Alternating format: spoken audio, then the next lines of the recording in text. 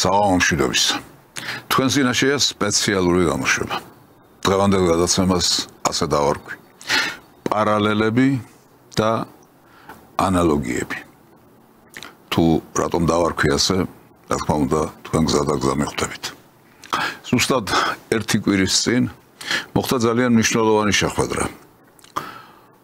ბატონი ზელენსკი გამოიძახეს ამერიკის შეერთებულ შტატებში, თეთრ სახლში. ეს შეხვედრა სკანდალურად წარიმართა.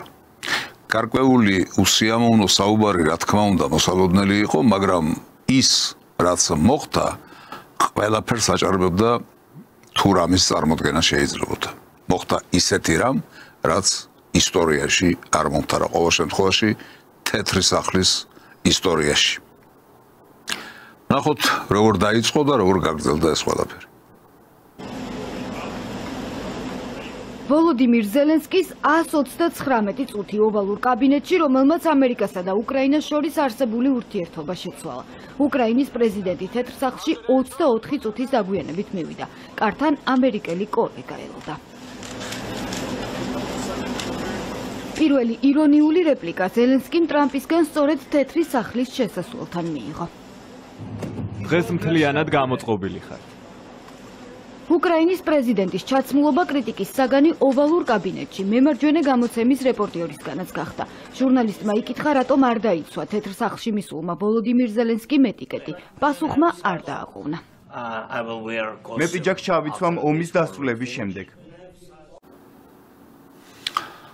აი, ასეთი უცნაური იყო ეს პირველი გაბაასება თეთრ სახლში ზელენსკისა. ჯერ ერთი ამ შეხვედრაზე რომ დააგვიანებ, უკვე არ ახარ ნორმალური. იმიტომ რომ ამაზეა შენი ბედი დამოკიდებული და რომც არ იყოს შენი ბედი ამაზე დამოკიდებული, ასეთ შეხვედრებზე არ აგვიანებენ, იმიტომ რომ ეს არის ზრდილობისა და უზრდელობის მაჩვენებელი. ზელენსკი აღმოჩნდა უზრდელი, იმიტომ რომ მან დააგვიანა, მაგრამ რა ჩაცმულობითაც გამოცხადდა, ამან ყველაფერს გადააჭარბა. ასე არ მიდიან ამ დონის შეხვედრებზე. საერთოდ ზელენსკის ჩაცმულობა მის ფსიქიკურ მდგომარეობასთან კავშირშია და ბმაშია, იმიტომ რომ რაღაცას ჩემულობს. რაღაცა წარმოუდგენია თავისთავი, ან უნდა წარმოადგინოს თავისთავი. ნაპოლეონობს თითქოს.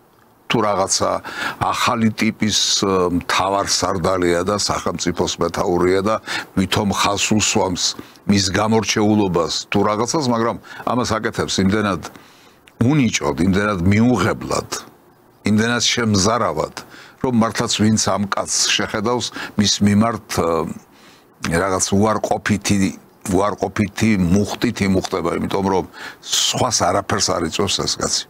ჯანდაბად მის თავს, მის დაგვიანებას, მის ჩაცმულობას, ახლა ვნახოთ რა საუბრები შედგა მათ შორის.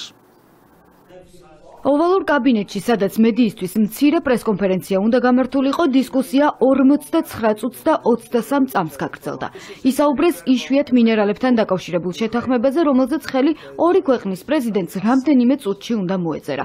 ზელენსკიმ ტრამპს უსაფრთხოების გარანტიები მოსთხოვა და იმ სამხედროების ფოტოებიც აჩვენა, რომლებიც რუსეთის ტყვეობაში იმყოფებოდნენ. საუბარი შეეხო ვლადიმერ პუტინსაც. მე პუტინთან თანხმედრაში არ ვარ, არავისთან არ ვარ. მე თანხმედრაში ამერიკასთან და მსოფლიოში, სიკეთესთან ვარ. მსოფლიოსთან ვარ თანხმედრაში და მინდა რომ ეს დაამთავრდეს. ხედავთ იმ სიძულვილს, რაც მას აქვს პუტინის მიმართ.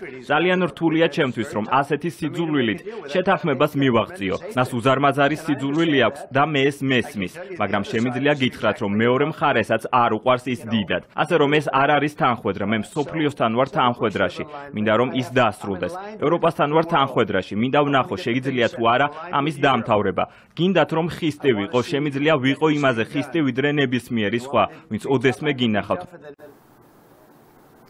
აი, ასეთი იყო ეს საუბარი. ტრამპმა შენიშნა, რომ ეს კაცი არის სიძულვილით გაჟღენთილი კაცი. როდესაც ამ ნაბიჯს დგამდა ასეთ შეხვედრაზე მიდიხარ, სადაც უნდა გადაწყდეს ბედი შენი სახელმწიფოში, შენი ხალხის, შენი ქვეყნის. მაშინ სიძულვილი კი არ უნდა გმართავდეს, შესაძლებელია სწორი სიძულვილი ვთქვათ რუსეთისა და რუსეთის პრეზიდენტის მიმართ, მაგრამ ამ შემთხვევაში ეს სიძულვილი კი არ უნდა გამოძრავებდეს, უნდა გამოძრავებდეს ბედი საკუთარი ქვეყნისა და საკუთარი ხალხისა, უნდა გამოძრავებდეს სიყვარული საკუთარი ხალხის მიმართ, უნდა გამოძრავებდეს სურვილი საკუთარი ხალხის გადარჩენისა. მაგრამ ზელენსკი იმდენად არის შეპყრობილი ამ სიძულვილით, რომ ვერ განთავისუფლდა მისგან და ეს, რა თქმა უნდა, ტრამპმაც შეამჩნია. უკვე ისეთ ტონალობაში წარიმართა ეს საუბარი, რომ ვიცე-პრეზიდენტ ვენსის ჩართვა აუცილებელი გახდა.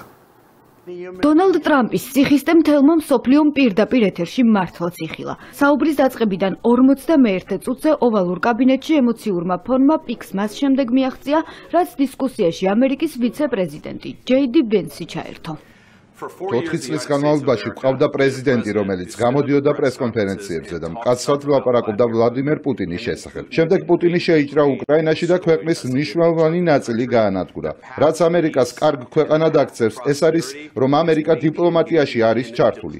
სწორედ ამას აკეთებს ტრამპი. ნახეთ რა სწორი შენიშვნა მისცა ვიცე-პრეზიდენტმა ზელენსკის. მან უთხრა, რომ ჩვენ მყავდა პრეზიდენტი ამერიკის შეერთებულ შტატებს, რომელიც ლანძღავდა პუტინს, მაგრამ ამ ლანძღვამ ნაყოფი არ გამოიღო და ვერ გამოიღო. ლანძღვა კი არ არის საკითხების გადაწყვეტა და პრობლემების გადაჭრა. პრობლემების გადაჭრა არის რეალობის გაცნობიერება და ოპტიმალური გადაწყვეტილებების მიღება. აი ეს შეახსენეს ზელენსკის, მაგრამ ზელენსკი არ არის ის ადამიანი, ვისაც რამის გაგება შეუძლია. ზელენსკი, როგორც გითხარით, არის შეპყრობილი ადამიანი, ერთის მხრივ რუსეთის სიძულვილით, მეორეს მხრივ უკრაინის დაღუპვის აკვიატებული იდეით და რა თქმა უნდა, საკუთარი გამდიდრებით. სხვა რამის გაგება მას არ შეუძლია. ახლა ვნახოთ, როგორი სახე მიიღო ამის შემდეგ პოლემიკა. პუტინმა უკრაინის დიდი ნაწილების ოკუპაცია მოახდინა, აღმოსავლეთის ნაწილების და ყირიმის ოკუპაცია მოახდინა 2014 წელს. ასე რომ, მრავალი წლის განმავლობაში არ ვსაუბრო მხოლოდ ბაიდენზე, არამედ იყო პრეზიდენტი ობამა, შემდეგ პრეზიდენტი ტრამპი, შემდეგ პრეზიდენტი ბაიდენი, ახლა ისევ პრეზიდენტი ტრამპი. ღმერთმა ქნას, რომ ახლა პრეზიდენტი ტრამპი პუტინს შეაჩერებს, მაგრამ 2014 წელს ის არავის შეუჩერებია. მან უბრალოდ ოკუპაცია მოახდინა და წაიღო დახოცა ხალხი. მე ვსაუბრობ ისეთი ტიპის დიპლომატიაზე, რომელიც დაასრულებს თქვენი ქვეყნის განადგურებას. ბატონო პრეზიდენტო, პატივისცემით, ფიქრობ უპატივცემულობაა, რომ მოხვიდეთ ოვალურ ოფისში და ამ საკითხზე ამერიკული მედიის წინაშე იდაბოთ. ოდესმე ყოფილხართ უკრაინაში, რომ ამბობთ, რომ პრობლემები გვაქვს? მე ვყოფილ ვარ. მაშინ ჩამოდით ერთხელ. და თქვენ ფიქრობთ, რომ თავაზიანი საქციელია ამერიკის შეერთებული შტატების ოვალურ ოფისში მოდიხართ და ადმინისტრაციას ესხმით თავს, რომელსაც უნდა თქვენს ქვეყანას ნგრევა არიდოს. თქვენ ხედავთ, უკვე ისეთი მიმართულება მიიღო ამ საუბარმა, რომ რა თქმა უნდა აქ შედეგი ვერ დადგებოდა, იმიტომ რომ ზელენსკი იყო ისევე მოუმზადებელი ამ საუბრისთვის, როგორი მოუმზადებელიც იყო პრეზიდენტობისთვის, როგორი მოუმზადებელიც იყო ქვეყნის წინამძღოლობისთვის და ქვეყანაში რა შედეგიც მიიღო, ვიცით, აი ამ შეხვედრის დროს, სადაც ბედი უნდა გადაწყვეტილიყო მისი ქვეყნისა, რა შედეგს მიიღებს, ახლა სულ რამდენიმე წუთში ვნახავთ. საუბარი კიდევ უფრო გამწვავდა.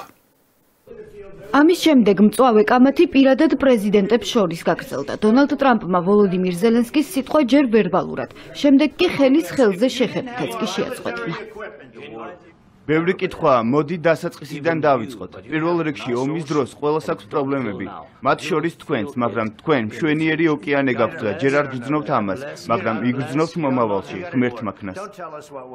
ეს არ იცი შენ. ღმერთმა ქნას, რომ ომი არ გქონდეთ. შენ არაფერი იცი ამის შესახებ. ნუ მიგვითითებ, ჩვენ რას ვიგრძნობთ, ჩვენ ვცდილობთ რომ პრობლემა მოვაგვაროთ. ნუ გვეუბნები, რას ვიგრძნობთ. არ გეუბნებით, მე ვპასუხობ მის მის კითხვას. რადგან არ ხარ იმ პოზიციაში, რომ გვიკარნახო რამე, გახსოვდეს ეს. მე არ გკარნახობ. შენ არ ხარ პოზიციაში, რომ გვიკარნახო, თუ რას ვიგრძნობთ ჩვენ. თქვენ გავლენას იგრძნობთ. არ ხარ კარგ პოზიციაში, ახლა კოზირები არ გაქვს, ჩვენთან ერთად კოზირები გექნება. მე ბანკოს არ ვთამაშობ, ძალიან სერიოზულად ვსაუბრობ, ბატონო პრეზიდენტო. შენ თამაშობ ბანკოს, შენ მილიონობით ადამიანის სიცოცხლეს ეთამაშები. გასაოცარია რა. ესე იგი, ეს არის აბსოლუტური ტუტუცობა ზელენსკის მხრიდან, როდესაც კამათობ იმისთვის ოღონდ რამე შესაკამათებელი ნახო.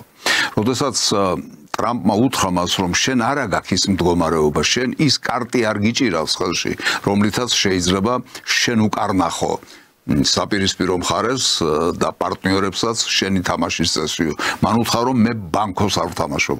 რა თქმა უნდა, პასუხმაც არ დააყოვნა, შენ ბანკოს კი არ თამაშობ. შენ ადამიანების სიცოცხლით თამაშობ. შენ მილიონები ჩააწვინე უკვე მიწაშიო.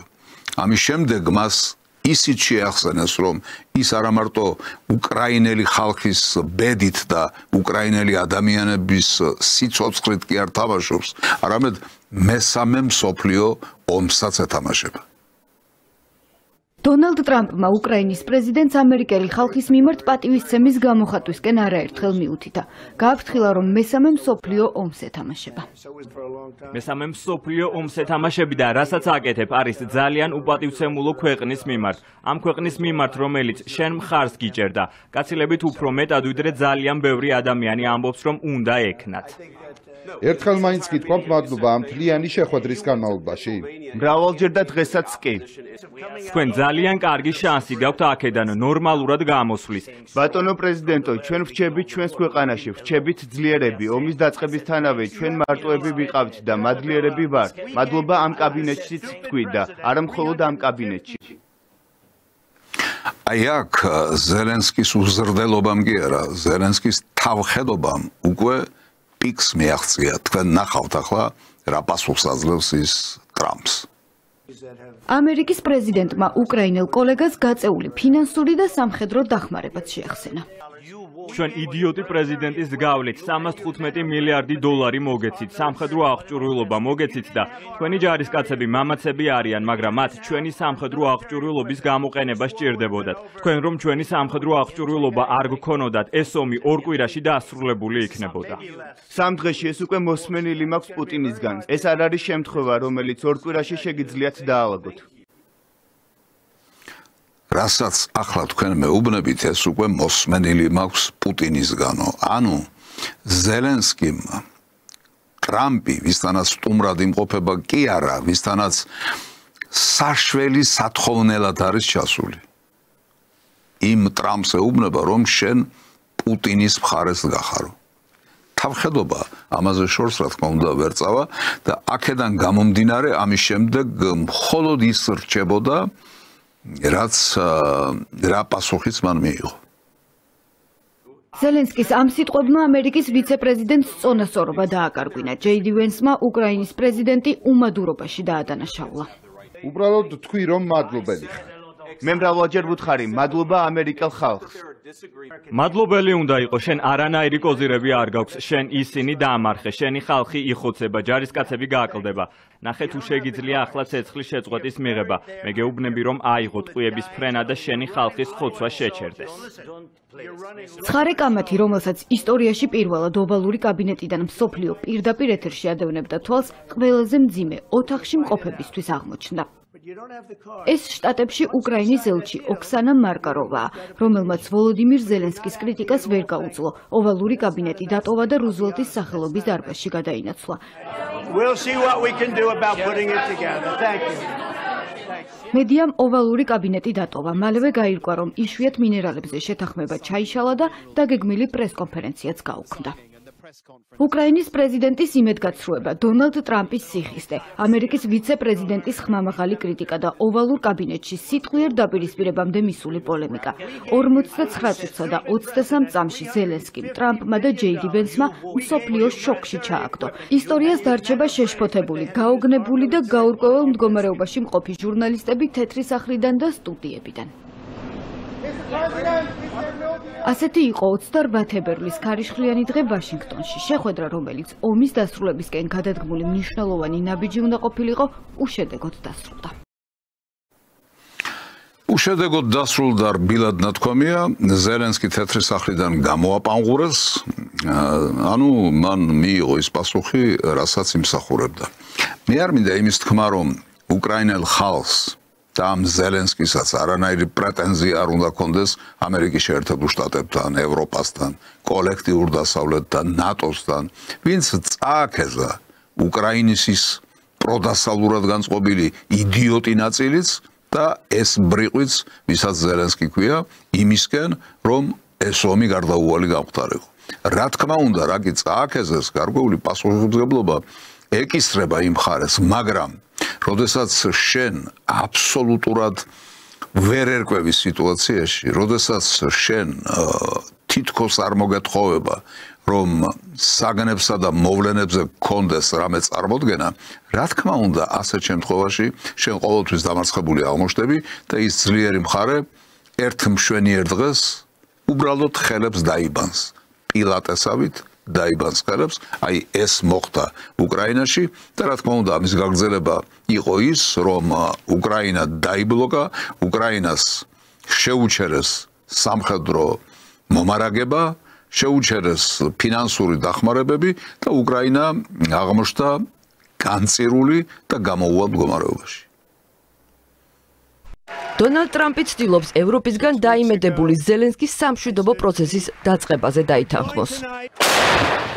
ამერიკის შეერთებულმა შტატებმა უკვე შეუწყვიტა უკრაინას სამხედრო დახმარება და ასევე სადაზვერვო ინფორმაციის მიწოდება. ამერიკული მონაცემების გარეშე უკრაინაში დასავლური რაკეტსაწინააღმდეგო სისტემები, ჰაიმარსები და ატაკამსები უფუნქციოა.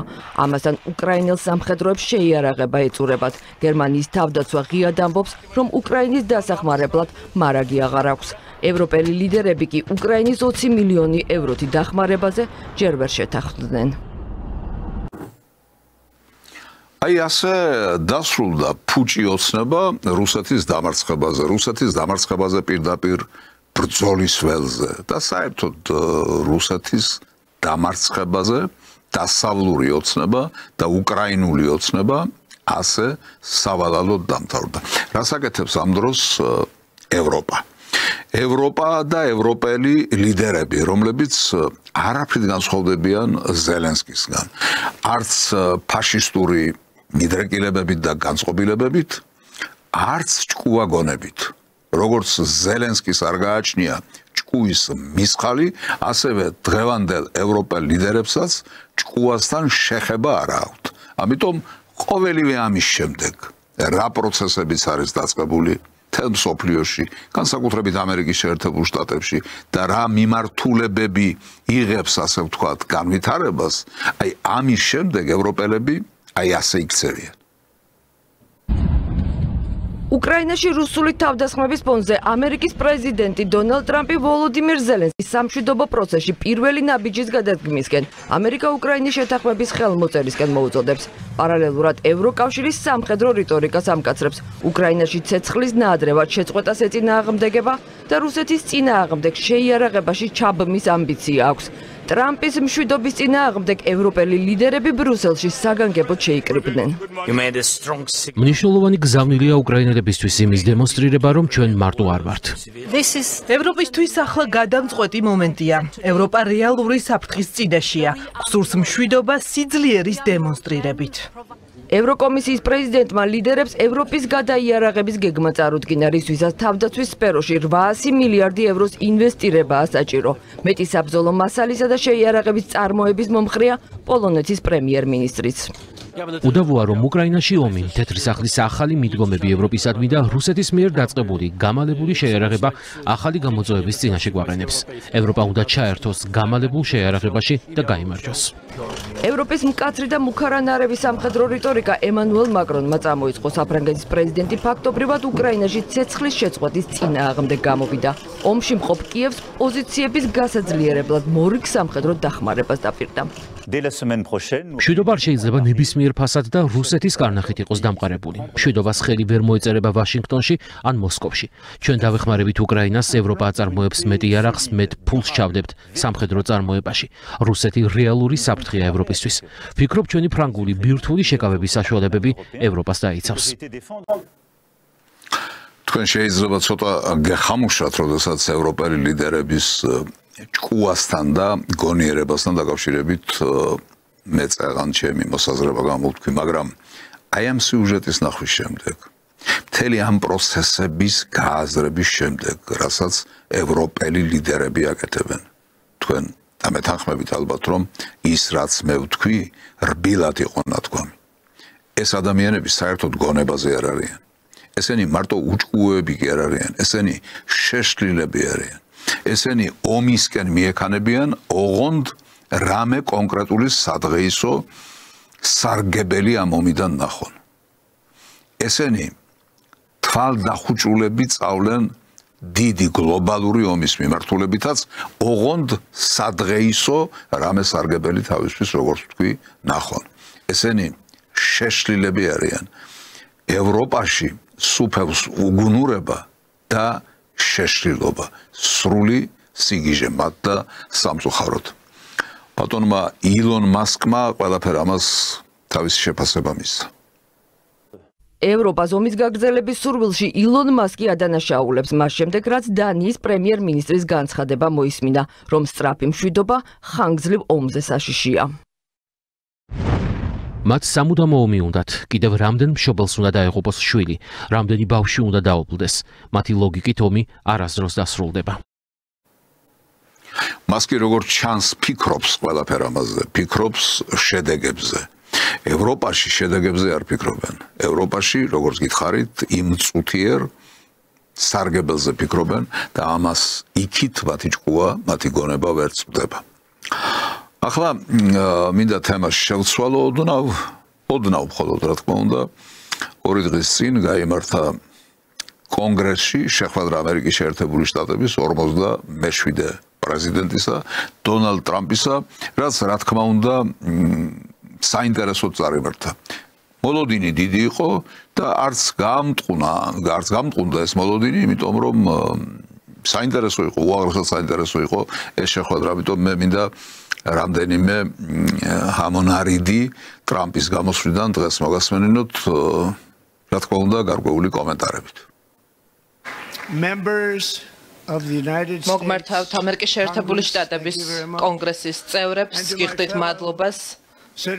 ასევე ვუხდით ჩემს ამერიკელ მოქალაქეებს მადლობას და ვეტყვი, რომ ამერიკა დაბრუნდა.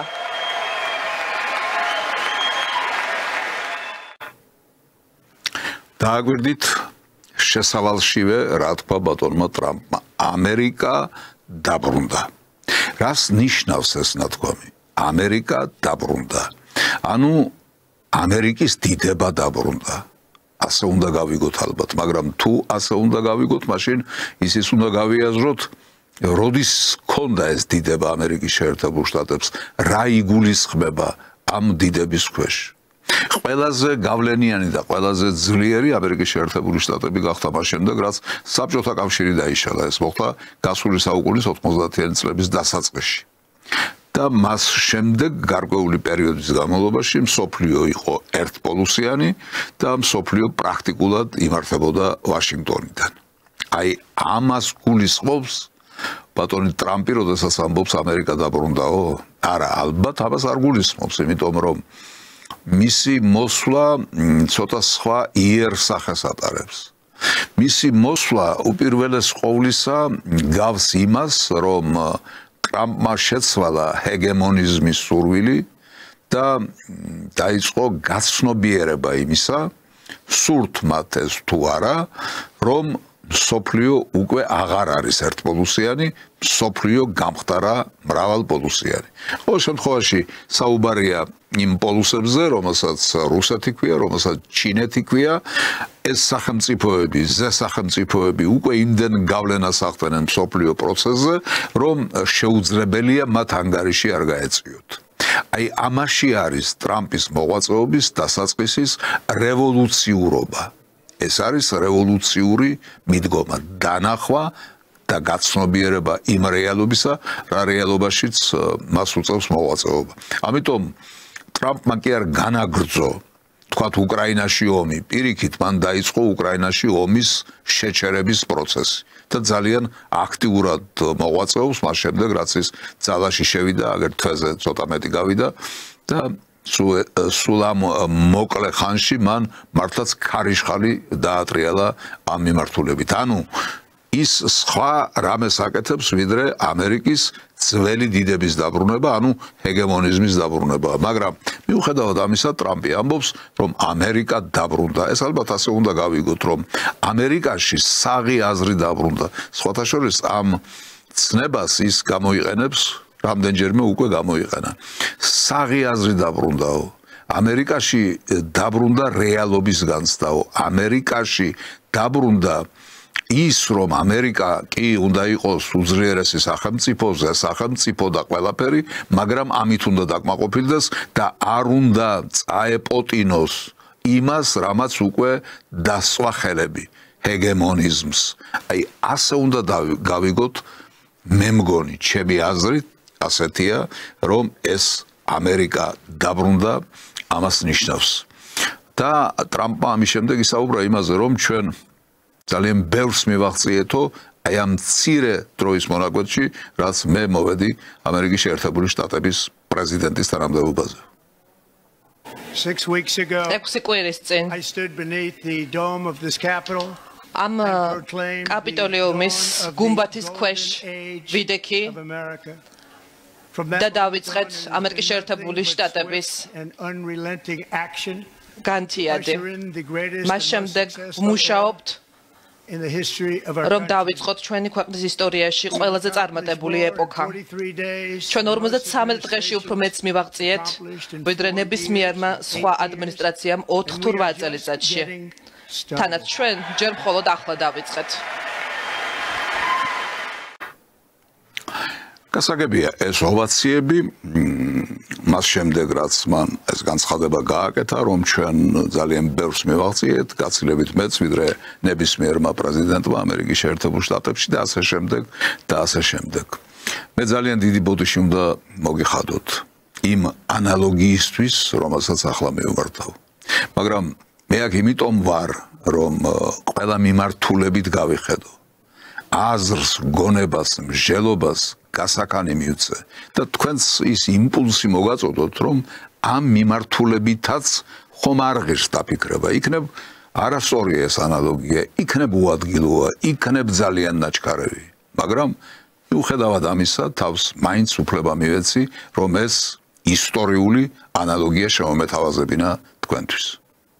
Что не все так просто, чтобы мы имели такую страну и такой город и эти достижения. В основе все-таки много крови и пота, и выдержки, которые проявили старшие поколения. А вот молодежь, которая сегодня принимает на свои плечи страну, должна это понимать, ценить и прибавку сделать. Эскаси Михаил Горбачёви გახლავთ. საბჭოთა კავშირის უკანასკნელი ლიდერი. ჯერ კომუნისტური პარტიის ცენტრალური კომიტეტის გენერალური მდივანი, მერე საბჭოთა კავშირის პრეზიდენტი. იგი თანამდებობაზე მოვიდა, პირველი პირი გახდა 1985 წლის აპრილში. 1991 წლის დასასრულში საბჭოთა კავშირი უკვე აღარ არსებობდა. ის დაიშალა, სულ 5 წელიწადი დაშირდა მას ამ უზარმაზარი სახელმწიფოს და გასაოცარი სისტემის, სოციალისტური სისტემის დასაშლელად. მე ბოდიში მოვიხადე ანალოგიისთვის, მაგრამ ამ მიმართულებითაც ვიაზროვნოთ, იმიტომ რომ ნახეთ როგორი ომახიანი ქონდა მას სიტყვა, როდესაც ადამიანებს ხდებოდა. როგორი იყო მისი თავდაჯერებულობა, როგორი იყო ფოლადი მის ხმაში. როგორ არწმუნებდა ის ადამიანებს, რომ ჩვენ ახლა შევდექით სწორ გზაზე და ასე შემდეგ ისევე ზუსტად როგორც ამას ტრამპი აკეთებს. მაგრამ როგორ წიფდებოდა უზარმაზარი წინააღმდეგობა საბჭოთა კავშირში შიგნით და საბჭოთა კავშირთან დაკავშირებით გარეთ. ასევე უნდა გავიაზროთ თუ როგორ მწიფდება წინააღმდეგობა ამერიკის შეერთებულ შტატებში შიგნით რა ძალებს დაეჯახა უკვე დაეჯახა ტრამპი და ვისთან მოუწევს კიდევ შეჯახება ბრძოლა და ომი გარეთ რა ვითარება აქვს მას წარმოგიდგენიათ სულ ცოტა ხნის წინ ხუთივე კონტინენტზე წვავდნენ ამერიკის დროშებს ასე რომ ყველაფერი იავარდით ფენილი არ იქნება გზა რომელიც მან უნდა გაიაროს ეს იქნება ძალიან ტკივნეული გზა ძალიან დატვირთული გზა ძალიან რთული გზა ამიტომ რა მოხდება და როგორ მოხდება ამის განჭრეტა დღეს შეუძლებელია მაგრამ დიდი კატაკლიზმების გავლა რომ მოუწევს მას იმ გზაზე რომელზეც შედგა ეს უკვე ამთავითვე ჩანს ახლა ისევ ტრამპს მივცეთ სიტყვა დღეს დავბრუნდი ამ პალატაში რომ მოგახსენოთ რომ ამერიკის შეერთებული შტატებმა დაიჭირა წამი დავიბრუნეთ ჩვენი სიამაყე ჩვენი თავდაჯერებულობა და ამერიკული ოცნება იმაზე დიდია და კარგი ვიდრე ოდესმე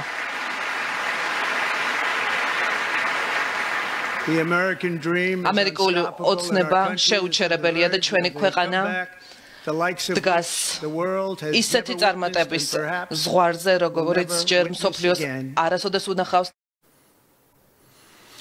ისეთ სიმაღლეზე ვდგავართ და ავდივართ უკვე რომ მსოფლიოს ჯერ არ უნახავსო. აქაც ის ომახიანობა, ისევ ის ფოლადი ხმაში, ისევ ის თავდაჯერებულობა, ისევ ის სიმტკიცე და რა თქმა უნდა ეს ყველაფერი კარგია.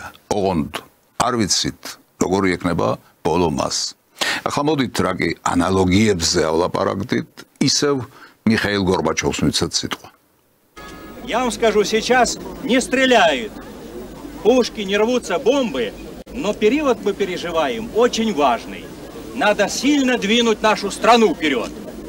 С тем, чтобы и города, и промышленность, и сельское хозяйство, и сферу услуг, и торговлю, с тем, чтобы изменить к лучшему все жизненные условия нашего народа. Но это же нам с вами, и мы должны это сделать. Но с умом, с умом. ჭკუით უნდა გავაკეთოთ ეს ყველაფერი.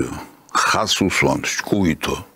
და გითხარით რომ აქედან მოყოლებული 5 წელიწადი არ დასჭირდა მას იმისთვის რომ ის უზარმაზარი სახელმწიფო დაემარხა.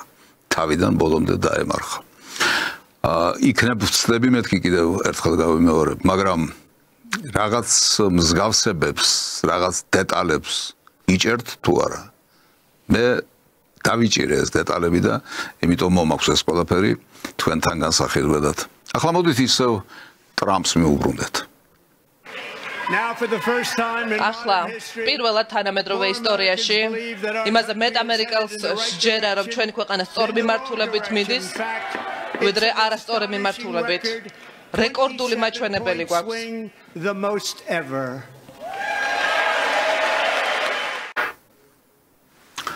ჯერ ამერიკელებს ჩემიო ამბობს ბატონი ტრამპი და ასეც არის იმიტომ რომ სულ ცოტა ხნის წინ ის ამერიკელ ამომრჩეველთა უმრავლესობამ აირჩია. მას უმრავლესობამ ხარი დაუჭირა.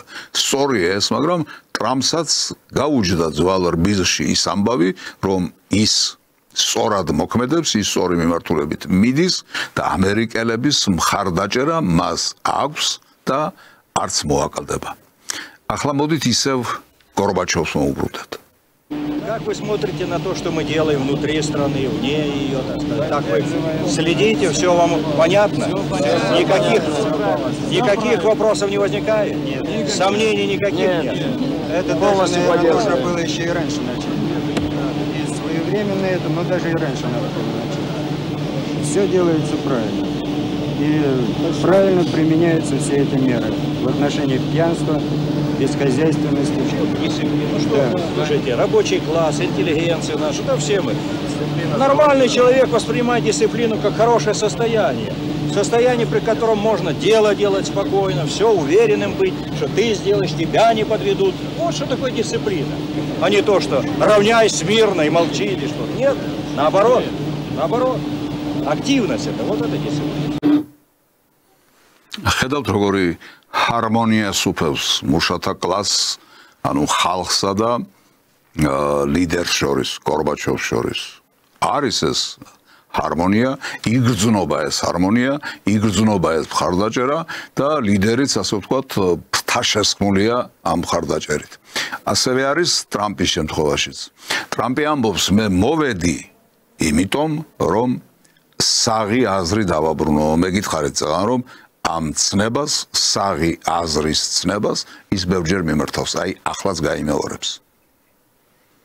ბოლო 6 კვირის განმავლობაში თითქმის 100 აღმასრულებელ ბრძანებას მოვაწერე ხელი და 400-ზე მეტი გადაწყვეტილება მივიღე, რომ დავაბრუნო ამერიკის შეერთებულ შტატებში საღი აზრი და კეთილდღეობა ჩვენს შესანიშნავ ქვეყანაში. ამერიკელმა ხალხმა ამირჩია, რომ გავაკეთო ეს საქმე და მე ვმუშაობ. ქვეყნის წინაშე დგას ამოცანები და ეს ამოცანები მე უნდა შევასრულო, მე უნდა გადავწყვიტო, მე უნდა ვიყო ის ლიდერი, რომელიც დაძლევს ყველა იმ წინააღმდეგობას, რომელიც ჩვენს ქვეყანაში სუფევსო აცხადებს ბატონი ტრამპი 2025 წელს. 1985 წელს დაახლოებით იგივეს აცხადებდა ბატონი გორბაჩოვი. Для нас центр тяжести должен быть смещен план будничной практической работы. Поменьше громких слов, восхищений друг другом, побольше деловитости, ответственности за порученное дело, за достижение, обязательное достижение тех целей, которые мы поставили и на уровне предприятия, и на уровне области, республики, и в целом перед страной. ახლა ცოტა ხნით დავანებებ თავს ამ ისტორიულ ანალოგიას. დავივიწყოთ გორბაჩოვი ისე როგორც დავიწყებულია თითქმის უკვე ისტორიის მიერ და მოუბრუნდეთ ტრამპს. ტრამპმა გააკეთა მთელი რიგი ჩამონათვალი იმისა, თუ რა განკარგულებებს მოაწერა მან ხელი ამ მცირე დროის განმავლობაში. ყოველდღე ჩემი ადმინისტრაცია იბრძვის რომ მოიტანოს ის ცვლილება, რომელიც ამერიკელ ხალხს სჭირდება და რომელსაც ამერიკელი ხალხი იმსახურებს. ჩვენ ამას ვაკეთებთ, ეს არის დრო დიდი ოცნებებისა და ხისტი გადაწყვეტილებებისთვის. ოფისში დაბრუნების შემდეგ მე დაუყოვნებლივ გავყინე ფედერალური დასაქმებები, ფედერალური რეგულაციები და ასევე უცხოური დახმარება გავყინე.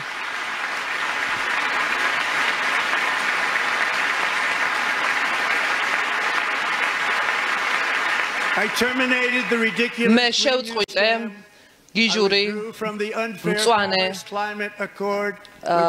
კლიმატის ცვლილების თაღლითობა და გამოვედი კლიმატის ცვლილების შეთანხმებიდან, რაც ჩვენ მილიარდობით დოლარი გვიჭდებოდა, სხვა ქვეყნები კი არ იხდიდნენ.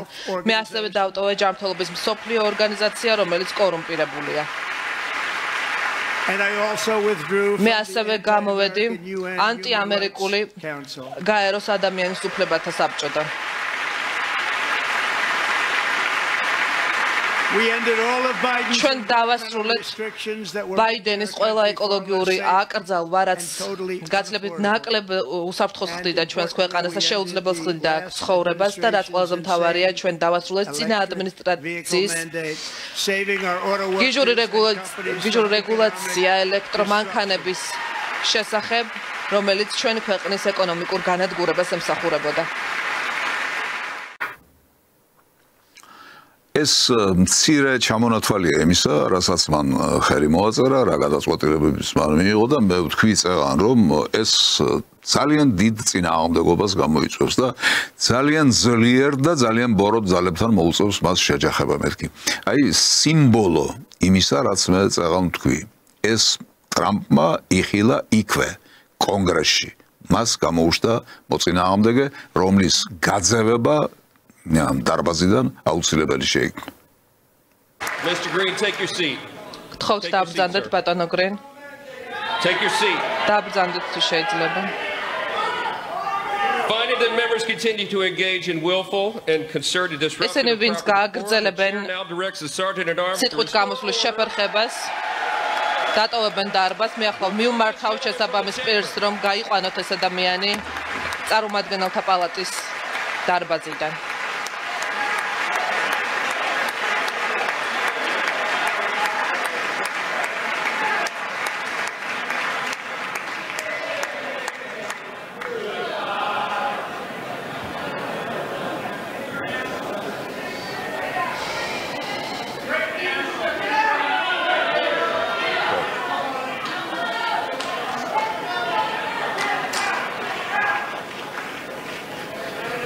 Members are directed to კონგრესის წევრებს მოგმართავთ რომ შეინარჩუნოთ Mr. President, you continue.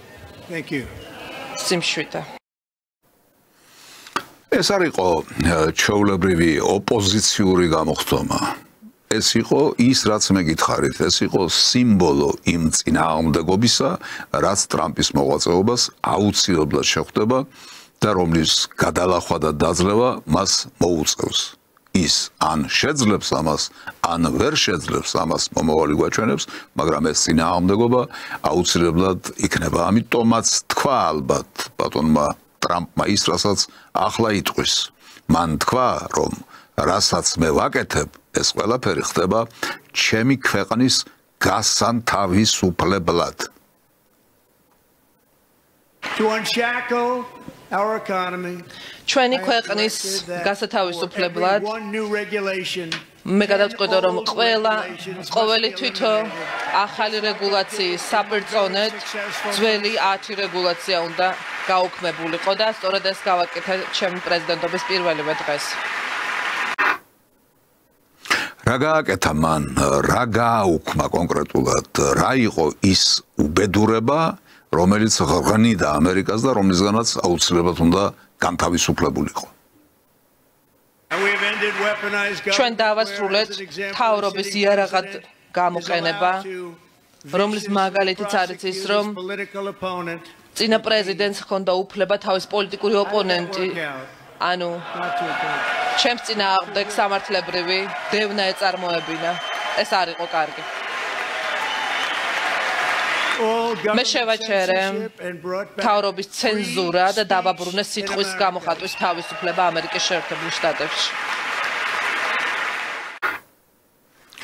გაიგეთ რა მასშტაბის არის ის წინააღმდეგობა, რომლის გადალახვა მას უწევს. ესე იგი პოლიტიკური ოპონენტების სამართლებრივი დევნა, რომელიც გამჯდარი იყო ამერიკის შეერთებულ შტატებში, მე გავეცი განკარგულება, რომ აი ეს ყველაფერი აღმოიფრას, ეს ყველაფერი დასრულდესო. საკმარისი იქნება ეს განკარგულება თუ არა, ეს სხვა საკითხია, მაგრამ ტრამპი ამას დაუპირისპირდა და დაეჯახა. სიტყვისა და გამოხატვის თავისუფლება უნდა დაბრუნდეს ამერიკის შეერთებულ შტატებში, ანუ არ იყო ეს თავისუფლება. არ იყო ის, რითაც ამერიკის შეერთებული შტატები მთელი მისი არსებობის განმავლობაში ამაყობდა დემოკრატია. ეს აღიარა ბატონმა ტრამპმა და გარდა ამისა, ტრამპი დაეჯახა გარყვნილების ქცევას სახელმწიფო იდეოლოგიად, რაც ამერიკის შეერთებული შტატებიდან მოდიოდა და სპობდა როგორც ამერიკის შეერთებულ შტატებს, ისევე იმ სახელმწიფოებს, სადაც ეს ყველაფერი შედიოდა, როგორც იქიდან წამოსული დირექტივა. აი რას ამბობს ამასთან დაკავშირებით ბატონი ტრამპი. ჩვენ კრიტიკული რასის თეორიის საწამლავი ამოვიღეთ ჩვენი სკოლებიდან და მოვაწერეთ განკარგულება, რომ ჩვენი ქვეყნის მთავრობის ოფიციალური პოლიტიკა იქნება, რომ არსებობს მხოლოდ ორი სქესი, ქალი და კაცი. ეს რევოლუცია, მეთქი გითხარით, რევოლუცია აზროვნებაში, რევოლუცია სახელმწიფოებრივ იდეოლოგიაში, რევოლუცია ზნეობრივი თვალსაზრისით, გნებავთ პოლიტიკური თვალსაზრისით და გნებავთ ადამიანურობის თვალსაზრისით, იმიტომ რომ ის რაც მოდიოდა, ის რაც მკვიდრდებოდა, შლიდა ყველაფერს. ახლა ტრამპი ცდილობს, რომ დააბრუნოს ის, რასაც ქვია ადამიანური გაგება, რასაც ქვია ბუნებრივი მოცემულობა და რასაც ქვია თუ გნებავთ ღვთაებრივი მოცემულობა. ამის წინააღმდეგ მიდიოდა ამერიკის შეერთებული შტატები, მთელი კოლექტიური დასავლეთი, ახლა ტრამპი უპირისპირდება ამ ამბავს და რა თქმა უნდა, ეს რევოლუციური დაპირისპირებაა. ტრამპი კიდევ ერთხელ ახსენებს ცნებას საღი აზრი და აცხადებს, რომ ის რაც იყო, აღარასოდეს დაბრუნდება. რაც ახლა აღწერე, მხოლოდ მცირე ნაწილია საღი აზრის რევოლუციისა, რომელიც ჩვენ დავიწყეთ და ჩვენს გამო ახლა მთელი მსოფლიოც მოიცვა. საღი აზრი არის ჩვენი მთავარი თემატიკა და ჩვენ აღარასოდეს დავუბრუნდებით ძველ დროს. ამის შემდეგ ტრამპი ილაპარაკებს ილონ მასკთან დაკავშირებით, ილაპარაკებს მის პიროვნებაზე და ილაპარაკებს იმ ფუნქციასა და იმ დანიშნულებაზე, რაც ამ პიროვნებას დაეკისრა ამერიკის შეერთებულ შტატებში.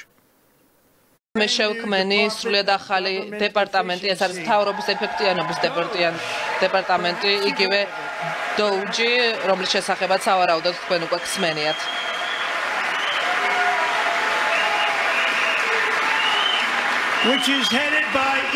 რომელსაც სათავეში უდგას ილონ მასკი, რომელიც დღეს აქ ჩვენთან ერთად იმყოფება დარბაზში.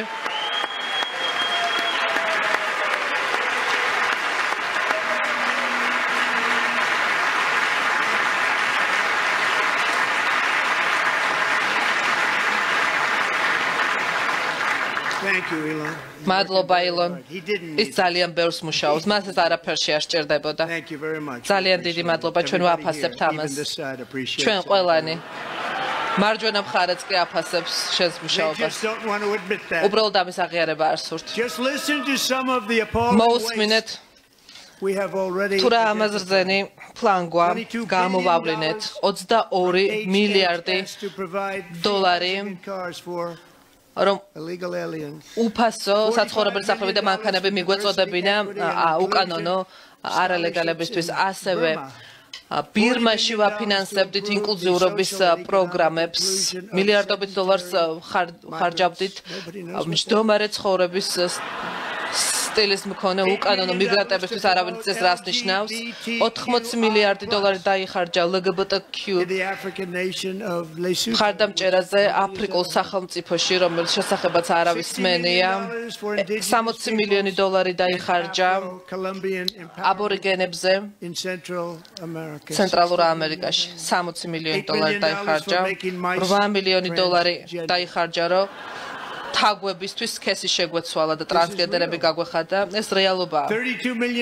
32 მილიონი დაიხარჯა მემარცხენე პროპაგანდაზე მოლდოვაში, 10 მილიონი მამაკაცების წინადაცვეთაზე მოზამბიკაში, 20 მილიონი დაიხარჯა არაბეთში სეზამის ქუჩის შოუს გაშვებაზე. სატელევიზიო პროგრამა არის.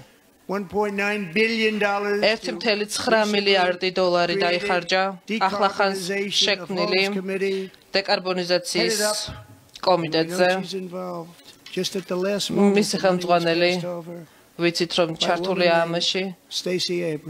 ეს არის Stacey Abrams, ხსმენიათ მის შესახებ. $3.2 მილიონი დოლარი დაიხარჯა თევზების მონიტორინგზე. 1.5 მილიარდი დოლარი დაიხარჯა ამომრჩეველთა თავდაჯერებაზე ლიბერიაში. სოციალურ თანასწორობაზე მალიზე 15 მილიონი დოლარი უკანონო მიგრანტებისთვის ძვირადღირებულ სასტუმროებზე ნიუ-იორკში. $250,000 ვეგანური ეკოლოგიის მმართველობით ზამბიაში, 42 მილიონი დოლარი სოციალური ქცევებისთვის უგანდაში, 40 მილიონი დოლარი საჯარო შესყიდების ხელშეწყობისთვის, 47 მილიონი დოლარი აზიაში, სწავლის შედეგების გასაუმჯობესებლად. აზიაში დამერწმუნდეთ ძალიან კარგად დასწავლიან. ჩვენ თავად უნდა მივბაძოთ მათ. 101 მილიონი დოლარი ინკლუზიურობის კონტრაქტებზე განათლების დეპარტამენტში.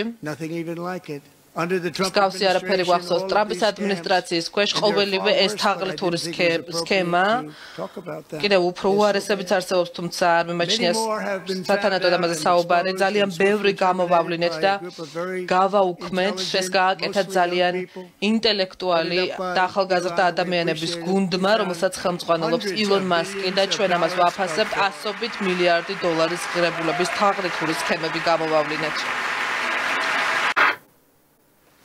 გაოგნებული რჩები, როდესაც ყველაფერ ამას ისმენ. თურმე რაში ხარჯება ფული და რა გიგანტური კორუფცია სუფევს ამერიკის შეერთებულ შტატებში. ახლა ყველაფერს ვეღარ მიუბრუნდები, რა თქმა უნდა, რაც მან ჩამოთვალა და ისიც ხომ წვეთია ზღვაში რაც ჩამოთვალა. მაგრამ წარმოგიდგენიათ წინ დაცვეთის ოპერაციის ჩატარება რომელიღაც მუსლიმანურ სახელმწიფოში. ამაზე იხარჯება ამერიკული თანხები. რა შუაშია, რატომ? რა სისულელეა, რა აბსურდია, ხო? კიდევ უფრო დიდი აბსურდი. თაგვებისთვის სქესის შეცვლის ექსპერიმენტი. ამაში თუ არ ვხსნები 8 მილიონი დაიხარჯაო. თაგვებისთვის სქესის შეცვლის ექსპერიმენტი. ვის სჭირდება ეს? ან თაგვებში ვის სჭირდება ეს და ან ადამიანებში ვის სჭირდება ეს? საერთოდ რა არის ეს? რა უბედურება ტრიალებდა ამ ჯოჯოხეთის იმპერიაში, როგორც მე მას უწოდებ ხოლმე, ამერიკის შეერთებულ შტატებს. ახლა ტრამპმა რომ თქვა ამ თაგვების სქესის შეცვლის ექსპერიმენტზე, ამასთან დაკავშირებით გარყვნილმა და ბინძურმა მედია საშუალებებმა ატეხეს ერთი ალიაქავთი, რომ ტრამპი ამაში წრულობსო, ეს სინამდვილეში არ ყოფილაო. მაგრამ მერე ბოდიშის მოხდა მოუწია, თუმცა მათთვის ბოდიშის მოხდა არაფერს არ ნიშნავს, იმიტომ რომ როგორც თქვი, არიან გარყვნილები, არიან უზნეოები და არიან დეგრადირებულნი თავიდან ბოლომდე. ისევე როგორც ჩვენთან მასობრივი ინფორმაციის საშუალებანი ძალიან დიდი უზარმაზარი ნაწილი. ეს ყველაფერი ჩვენთან დასავლეთიდან არის შემოსული. არ მინდა ახლა სიტყვა გამექსეს, ნახოთ ეს სიუჟეტი თაგვებთან დაკავშირებით. თაგვებისთვის სქესის შეცვლის ლაბორატორიულ ექსპერიმენტებზე 8 მილიონი დოლარის დახარჯვის ფაქტი ტელეკომპანია CNN-მა სიცრუეთ ჩათვალა და პრეზიდენტის ამ განცხადების ეგრეთ წოდებული ფაქტ-ჩეკინგი გამოაქვეყნა. თუმცა მალევე აღმოაჩინა, რომ ტრამპი სიმართლეს ამბობდა, რის გამოც სტატიის ჩასწორება და შეცდომის აღიარება მოუხდათ. თეთრი სახლის მიერ გამოქვეყნებული მტკიცებულებებიდან ირკვევა, რომ ბაიდენის ადმინისტრაციის დროს ჯანდაცვის ეროვნულმა ინსტიტუტმა ამერიკის მასშტაბით სხვადასხვა დაწესებულებებზე გასცა 8 მილიონი დოლარის ოდენობის გრანტები, რომ სქესის შეცვლის ჰორმონალური თერაპიის ეფექტები თაგვებზე შეესწავლათ. პრეზიდენტმა ტრამპმა ასევე აბსურდულად ჩათვალა ის ფაქტი, რომ 8 მილიონი დოლარი გაიფლანგა აფრიკულ სახელმწიფო ლესოთოში LGBTQ თემის ხელშეწყობაზე. მასკის დეპარტამენტმა ასევე აღმოაჩინა, რომ USAID-მ გვატემალაში სქესის შეცვლისა და LGBT აქტივიზმის პროგრამებზე 2 მილიონი დოლარი დახარჯა. მთავრობის ეფექტიანობის დეპარტამენტმა ამ დრომდე მსგავს პროგრამებზე 105 მილიარდი დოლარის გაფლანგვა გამოავლინა. ჩვენ გვსურს, რომ ამერიკელი ხალხის ფული გონივრულად იხარჯებოდეს. მთავრობის ეფექტიანობის დეპარტამენტმა შეძლო იმის გამოვლენა, რაც კონგრესმა ვერ მოახერხა, რადგან ეს სააგენტოები, კონტრაქტორები და სხვა ბენეფიციარები მონაცემებს გვიმალავდნენ, არ პასუხობდნენ ჩვენს მოთხოვნებს. ამიტომ მათ ილონ მასკის საქმიანობას მივესალმები. ეს არის ტრანსფორმაციული და რევოლუციური. ჩვენ მასთან ვთანამშრომლობთ. ხედავთ თურმე რა ვითარება იმ სახელმწიფოში ჩვენ ამ ქვეყნიურ მიწიერ სამოთხედ რომ ვრაცხდით. თურმე არც ისე ლამაზი და არც ისე მშვენიერი და არც ისე დალაგებული და არც ისე ზნეობრივია ამერიკის შეერთებულ შტატებში ცხოვრების წესი. ეს ყველაფერი არ არის. ახლა თქვენ მოისმენთ კიდევ უფრო გასაოცარ თემებს. აი მაგალითად ხშირად გაგიგონიათ ხომ რომ ამერიკის შეერთებულ შტატებში სოციალური დაცულობა მაღალ დონეზეა აყვანილი, არ არსებობს სოციალურად დაუცველი და ასე შემდეგ და ასე შემდეგ. ახლა ვნახოთ აი ამ სფეროში სოციალური დაცვისა და დახმარებების სფეროში რა ჯოჯოხეთი ტრიალებდა თურმე. გამოვავლინეთ შოკის მომგვრელი დონის არაკომპეტენტურობა და პოტენციური თაღლითობა სოციალური უსაფრთხოების პროგრამაში ჩვენი ასაკოვანი ადამიანებისთვის, ასაკოვანი ხალხი მოქალაქეები ჩვენ ძალიან გვიყვარს, თუმცა მთავრობის მონაცემთა ბაზაში 4.7 მილიონი ადამიანია მითითებული, მათგან მათი ასაკობრივი კატეგორიები სოციალურ დახმარებას იღებს 100 წლის ასაკი 150 წლამდე არის. 3.6 მილიონი ადამიანი არის 110-დან 119 წლამდე ასაკის. მე ამათ არ ვიცნობ ასეთ ასაკოვან ადამიანებს, მე პირადად არ ვიცნობ. 3.2 მილიონი ადამიანი არის 120 წლიდან 129 წლამდე ასაკობრივ კატეგორიაში ვიც იღებს დახმარებას. ასევე 3 მილიონი ადამიანი 3.5 million people რომლებიც არიან 140 წლიდან 159 წლამდე ასაკობრივ კატეგორიაში. უამრავ მათგანს დღემდე ვუხდით თანხას და ჩვენ დღეს ვეძებთ ამ ადამიანებს და პემბოდნის მეწარმატებას ვუსურვებ. ძალიან ბევრი ფული გაიცემა ამ ხალხზე, რაც ძალიან დიდ ზიანს აყენებს სოციალურ უსაფრთხოებას და ჩვენ ქვეყანას. 1 მილიონი ადამიანია მითითებული 150 წელზე ზემოთ ასაკის. 100,000-ზე მეტი ადამიანია ასევე სოციალური უსაფრთხოების მონაცემთა ბაზაში, რომელთა ასაკი არის 160 წელზე მაღალი. ჩვენ იმაზე ჯანმრთელი ქვეყანა გქონია, ვიდრე მე მეგონა.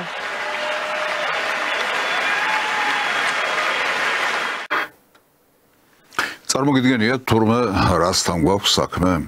150 წლის ადამიანი დაასახელა მან, ხომ? 150 წლის ადამიანი, ანუ ადამიანი, რომელიც ვითომ ცოცხალია 150 წლის ასაკში, იღებს გარკვეულ დახმარებას და ეს დახმარება მიდის მერე სხვათა ჯიბეებში, ხომ?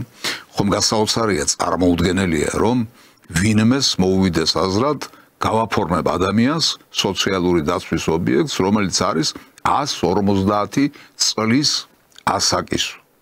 წარმოუდგენელია, მაგრამ ეს ზედაზღვარის თურმე არ არის ზედაზღვარი, იმიტომ რომ კორუფციული მადა, როდესაც მოდის, მან ზღვარები არ იცის, ის ყველანაირ ზღვარს და ბარიერს ანგრევს. აი ვნახოთ რა ციფრები დაასახელა ბატონმა ტრამპმა. 1000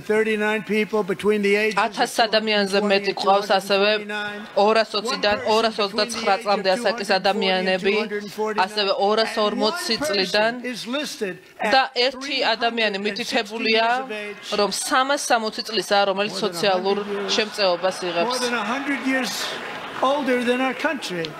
იგი ჩვენს სახელმწიფოზე 100 წლით უფროსია. აქ მართლაც უნდა იცინო, იმიტომ რომ სხვა კომენტარის სახით სხვა რა უნდა თქვა აქ, როდესაც ვიღაცა არის 360 წლის ადამიანი, რომელიც გაცილებით უფროსია ვიდრე თვითონ ამერიკის შეერთებული შტატები, როგორც სახელმწიფო, რომელიც იღებს სოციალურ დახმარებას. აი ეს მდგომარეობა აქვს ტრამპს. აი ამას უნდა დაუპირისპირდეს ის და ყველაფერ ამაზე უნდა გაიმარჯოს. ეს არის მილიარდები. ამის უკან დგანან ბოსები, რომლებსაც აქვთ მადა ისეთი, რომელსაც ვერაფერი შეედრება. და ბოლოს, თუმცა ჯერ არ არის ბოლო, მაგრამ ის ეჯახება კიდევ ერთხელ აი ამ გენდერულ იდეოლოგიას. ჩემი ადმინისტრაცია ასევე მუშაობს, რომ დაიცვას ჩვენი ბავშვები ტოქსიკური იდეოლოგიებისგან სკოლაში. რამდენიმე წლის წინ January Little ჯონის ოჯახმა აღმოაჩინა, რომ მათი 13 წლის შვილმა სქესის შეცვლის სოციალური გარდაქმნა გაიარა. სკოლაში იგი წაახალისეს, რომ ახალი ნაცვალსახელები გამოიყენებინა, ნეიტრალური, გენდერულად ნეიტრალური ნაცვალსახელები. დღეს ეს ოჯახი ჩვენთან ერთად არის და იგი იბრძვის ბავშვთა ძალადობის ფორმის წინააღმდეგ. ასეთი ისტორიების გამო მე მოვაწერე ხელი განკარგულებას, რომ ჩვენს სკოლებში აღმოიფხვრას ტრანსგენდერული იდეოლოგია. ამერიკის შეერთებული შტატების როგორც სახელმწიფოს დახასიათებისას მე თლად უსაფუძვლოდ არ ვიყენებ ცნებას ჯოჯოხეთის იმპერია. ეს მართლაც ჯოჯოხეთია, რაც ახლა თქვენ მოისმინეთ. ამიტომ ბატონი ტრამპი ცდილობს, რომ ეს ყველაფერი კანონის დონეზე აიყვანოს. მე ასევე ხელი მოვაწერე ბრძანებას, რომ შეუწყდეს და საბიუჯეტო დაფინანსება ყველა იმ სკოლას, ყველა იმ სამედიცინო დაწესებულებას, რომელიც მონაწილეობს ჩვენი ახალგაზრდების სექსუალურ დასახიჩრებაში. ახლა კი კონგრესმა უწოდებ კანონპროექტი მიიღოს, რომელიც სისხლის სამართლის დანაშაულად აქცევს არასრულ წლოვნებში სქესის შეცვლის პროცედურებს. ძალიან დიდი ტყუილია, რომ განსხვავებული სქესის სხეულში არიან ისინი. ჩემი გზავნილი თითოეული ბავშვის მიმართ იქნება ის, რომ თქვენ იდეალურები ხართ, ისეთები, როგორებიც ღმერთმა შექმნათ. მართლაც ტაში უნდა დაუკრა, რა თქმა უნდა, როდესაც ის ასე მამაცურად, ასე ვაჟკაცურად და ასე ომახიანად შედის ამ მართლაც კოლოსალურ რაღაც ფანტასტიკურ დაპირისპირებაში, რომელიც მას მოელის. ახლა მე მინდა ტრამპის კიდევ ერთ მიმართულებას მივახციო ყურადღება, ეს არის გარე სამყაროსთან მისი დამოკიდებულების ერთი ნაწილი, როდესაც ის სხვა ტერიტორიებთან გარკვეულ პრეტენზიებს აცხადებს. მე ასევე მაქვს გზავნილი გრენლანდიის შესანიშნავი ხალხისთვის, ჩვენ მხარს ვუჭერთ თქვენ სურვილს რომ განსაზღვროთ საკუთარი მომავალი, თუმცა თუ აირჩევთ, ჩვენ მიგიღებთ ამერიკის შეერთებულ შტატებში, ჩვენ გვჭირდება გრენლანდია, ჩვენი ეროვნული და საერთაშორისო უსაფრთხოებისთვის, ჩვენ მუშაობთ ყველასთან ერთად, რომ ეს მივიღოთ. ჩვენ ეს გვჭირდება საერთაშორისო მსოფლიო უსაფრთხოებისთვის და ვფიქრობ, რომ ჩვენ ამას მივაღწევთ ასე თუ ისე. ჩვენ დაგიცავთ, გაგამდიდრებთ და ერთად ჩვენ გრენლანდიას ავიყვანთ ისეთ სიმაღლეებზე, რომელიც აქამდე წარმოუდგენლად მიგაჩნდათ. გრენლანდიას ძალიან მცირე მოსახლეობა ჰყავს, საკმაოდ დიდ ტერიტორიაზე, რომელიც ძალიან მნიშვნელოვანია ამერიკის სამხედრო უსაფრთხოებისთვის. ამ ნათქვამიდან კარგად დავიმახსოვროთ ერთი წინადადება. ამერიკის შეერთებული შტატების უსაფრთხოებისთვის უაღრესად მნიშვნელოვანია გრენლანდია. ამიტომ გრენლანდია ასე თუ ისე იქნება ჩვენი, აცხადებს ბატონი ტრამპი. ამ სერიიდან კიდევ ერთი გამონათქვამი. ჩემი ადმინისტრაცია დაიბრუნებს პანამის არხს და ჩვენ უკვე დავიწყეთ ამაზე მუშაობა. და კიდევ ერთი გამონათქვამი ისევ ამ სერიიდან. ძალიან ბევრი რამ არის კავშირში პანამას არხთან, იგი აშენეს ამერიკელებისთვის და არა სხვებისთვის. თუმცა სხვებს შეეძლოთ მისი სარგებლობა, თუმცა მისი მშენებლობა ამერიკელებს ძალიან ძვირი დაუჯდათ, სისხლის ფასად ააშენეს. ბოლო გამონათქვამი ისევ ამ სერიიდან. მე მექსიკოს ყურეს გადავარქვის სახელი და ახლა ის ცნობილია როგორც ამერიკის ყურე. აი ახლა შევაჯამოთ ეს ყველაფერი და ვთქვათ ეს ტრამპის ნათქვამი, რომ ამერიკის შეერთებული შტატების უსაფრთხოებისთვის აუცილებელია გრენლანდია იყოს ჩვენ შემადგენლობაში. ადრე მან კანადის შესახებაც გამოთქვა ანალოგიური მოსაზრება და ვიცით ჩვენ ეს ყველაფერი, მაგრამ ახლა კონგრესზეც გაიმეორა ეს პოსტულატები. რამდენად სწორია ეს მიდგომა? ნიშნავს თუ არა ეს იმას, რომ საერთაშორისო სამართალი და მსოფლიო წესრიგი, როგორც ასეთი, საბოლოოდ დაიმარხა და ის აღარ არსებობს. ალბათ ამას ნიშნავს, თორემ ისე გაცხადება იმისა, რომ ჩვენი სახელმწიფოსთვის რა კი აუცილებელია უსაფრთხოების დასაცავად, რომ ეს ტერიტორია შემოვიერთოთ, ის ტერიტორია შემოვიერთოთ, ის არხი წამოვიღოთ და ასე შემდეგ და ასე შემდეგ, ეს არის ძალმომრეობის პოლიტიკა და ძალმომრეობის ფილოსოფია. მე ძლიერი ვარ და ეს შემიძლია. ჩვენ რომ განვაცხადოთ ახლა ჩვენი სახელმწიფოს უსაფრთხოებისთვის აუცილებელია შემოვიერთოთ, თქვათ, ჩვენი ისტორიული მიწები, რომელიც დღეს თურქეთის ტერიტორიაზეა. სასაცილოდ არ ეყოფა არავის, იმიტომ რომ ჩვენ არავითარი ძალა არ შეგვწევს ამ ტერიტორიების დაბრუნებისა, თუმცა რაღაც ისტორიული სამართლიანობა შესაძლებელია ჩვენ მხარეს იყოს. ძალა რა კი არ შეგვწევს, ჩვენ ამას ვერ განვაცხადებთ და რომც განვაცხადოთ, სასაცილოდ აგვიგდებენ. მაგრამ, როდესაც ამერიკის შეერთებული შტატები ეპოტინება აქეთ კანადას, იქით გრენლანდიას და იქით პანამას და იქით სხვას და იქით სხვას, მას სასაცილოდ ამის გამო არ იგდებენ. მას ანგარიშს უწევენ, იმიტომ რომ ის ძლიერია. ეს სახიფათო ტენდენცია გახლავთ. ძალიან სახიფათო ტენდენცია და ამას უნდა მივაქციოთ ყურადღება. ახლა მინდა გადავიდე უკვე უკრაინის თემაზე.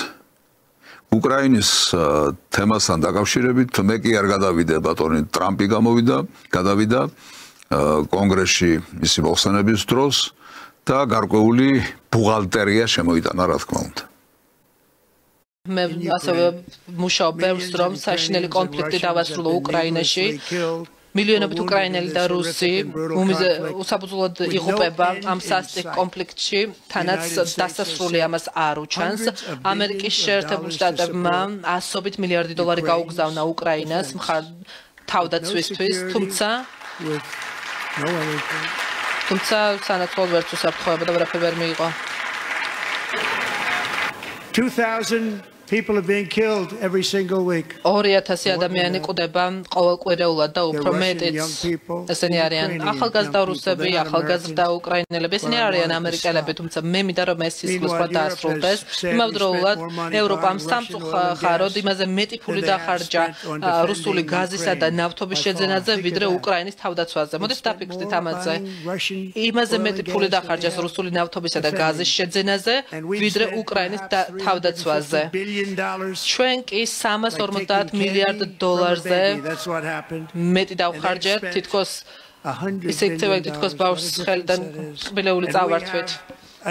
ძალიან დიდი სხვაობაა ჩვენს დანახარჯსა და ევროპის დანახარჯს შორის, თანაც უკან მიიღებენ ამ თანხას, ჩვენ კი არა. მე გითხარით რომ ტრამპმა ბუღალტერიას მიმართა მეთქი, ეს ბუღალტერია ასე გამოიყურება, ჩვენ ამდენი დავხარჯეთ, სხვებმა იმდენი დახარჯეს, იმ სხვებს იმდენის ამოღების შესაძლებლობა აქვთ, ჩვენ ამდენის ამოღების შესაძლებლობა გვაქვს ან არ გვაქვს, ამიტომ ჩვენ ეს თანხები უნდა ამოვიღოთ, რაღაც გზებს უნდა მივმართოთ და ასე შემდეგ, რა თქმა უნდა, მან ახსენა ადამიანები, რომლებიც იქ ეხოცებიან, მაგრამ თქვენ მაინც ატყობთ იმ განწყობას, იმ დამოკიდებულებას, ეს არა მარტო ტრამპს ეხება, არამედ საერთოდ დღევანდელ მსოფლიოს ეხება, სადაც ყველაფერი ფულზეა გადაყვანილი, ყველაფერი ფულზე ხურდავდება, ყველაფერი ფულში იცვლება და ყველაფერი ფულით იანგარიშება, მათ შორის ადამიანების სიცოცხლეს. ეს ჩვენი სამწუხარო რეალობა გახლავთ. ტრამპმა ისევ განაგრძო საუბარი ამ ბუღალტერიაზე და შემდეგ კონგრესს გააცნო ზელენსკისგან მიღებული წერილი. დროა რომ ეს ხარჯები გავათანაბროთ, თუმცა ეს არ ხდება. დღეს მივიღე მნიშვნელოვანი წერილი პრეზიდენტ ზელენსკისგან.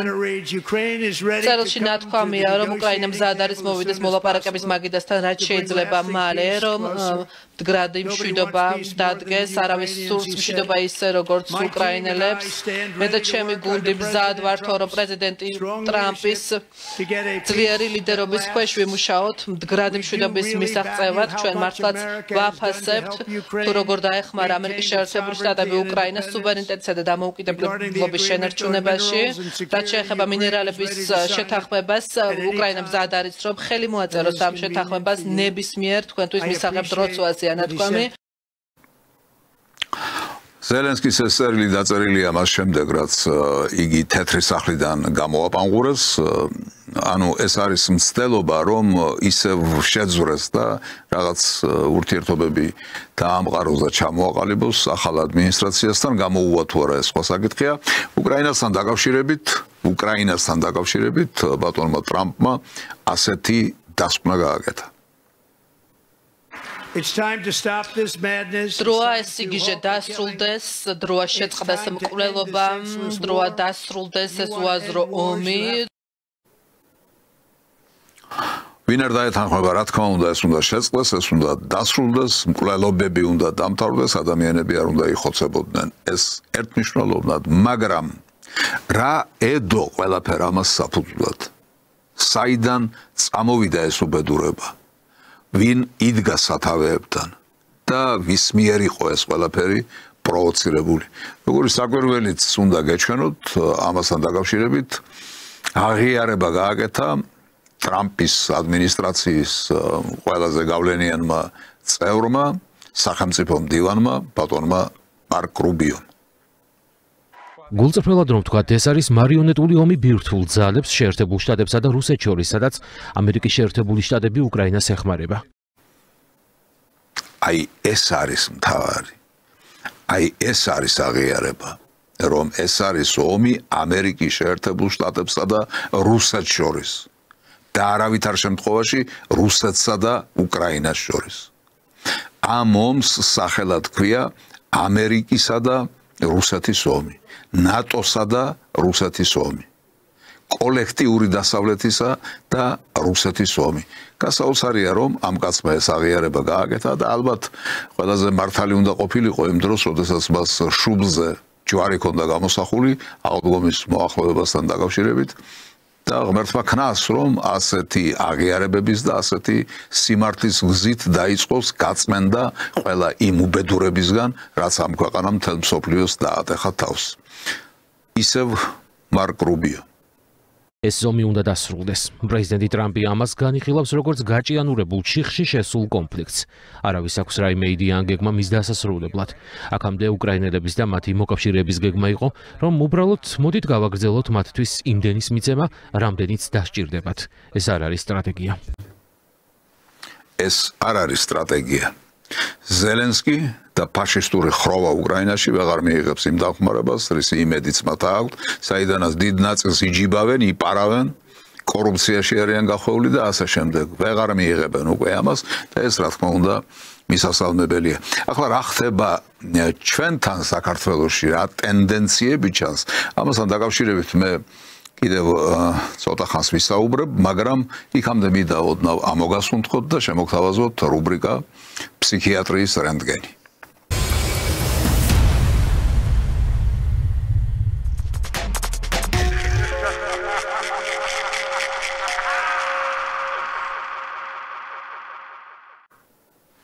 მაშასე, მე-12 ადგილზე გასული ვიდეო. ყველამ ვიცით, რომ საქართველოში ყავდა 4 პუტჩისტი, ხო ასე? შევარნაძე, სიგუა, ჯაბა, კიტოვანი. მაგრამ ეს არის ის, რომელსაც ჩვენ ვიცნობ. და რომელსაც თითქოს ვიცით და რო არ ვიცოდით, აი მას ვიტყვი ახლა. საქართველოს ყავდა 6 პუტჩისტი. 6 პუტჩისტი. ეხლა 4 ვინც ჩამოვასახელი. მე-5 იყო გიორგი ჭანდურია. და მე-6 კი არა, მე ბოლოსთვის მოვიტოვეთ, რომ პირველი იყო. პირველი იყო და ეს გახლავთ საქართველოს პატრიარქი. 5 წავიდა ამ ქვეყნიდან. სანამ ეს კიდე ფეხზე იქნება, მანამდე ეს პროცესი იქნება საქართველოში. და ჩვენ წასი ვერ გავიმართებით. აი ამ შეშლილობას, აი ამ კრეხელობას ბოლო არ უჩანს საქართველოში. აი ეს ადამიანები, ვინც ზვიადისტობას იბრალებენ და აი ამ სექტის წევრები არიან, აი ასეთი შეშლილები არიან, ასეთი უსინდისოები და უგვანები არიან, როგორც ეს ადამიანი. ეს სიტყვა პუტჩი ზვიად გამსახურდია მასწავლა მათ, მაგრამ 35 წელიწადია ვერ ისწავლეს ეს სიტყვა ფონეტიკურად და ამბობენ პუჩისტები და პუჩისტებიო. პუტჩისტები არიან. თუ გივარგათ აპარატის ამეთყველო, მაშინ ასე უნდა გამოთქვათ, ეს ცოტა რთულად გამოსათქმელი ორი თანხმოვანი გვერდიგვერდ. მე-11 ადგილზე გასული ვიდეო. ორგანიზაცია ნელ-ნელა იშლება, ჩაჩუმდა, ხმას არავინ არ იღებს და ჩვენი სათაყვანებელი პრეზიდენტი სატუსაღად არის გამოცხადებული. სატუსაღო ვერ გამოთქვა ამბებიამ, ვერაფრით ეს ფონეტიკური პრობლემა მათაც აქვს და აი ეს ეგრეთ წოდებული მიშისტები იმ ზვიადისტებზე ნაკლებნი არ არიან. ეს ერთი დიდი უბედურებაა, რომელიც საქართველოს თავის დროზე დაატყდა თავს.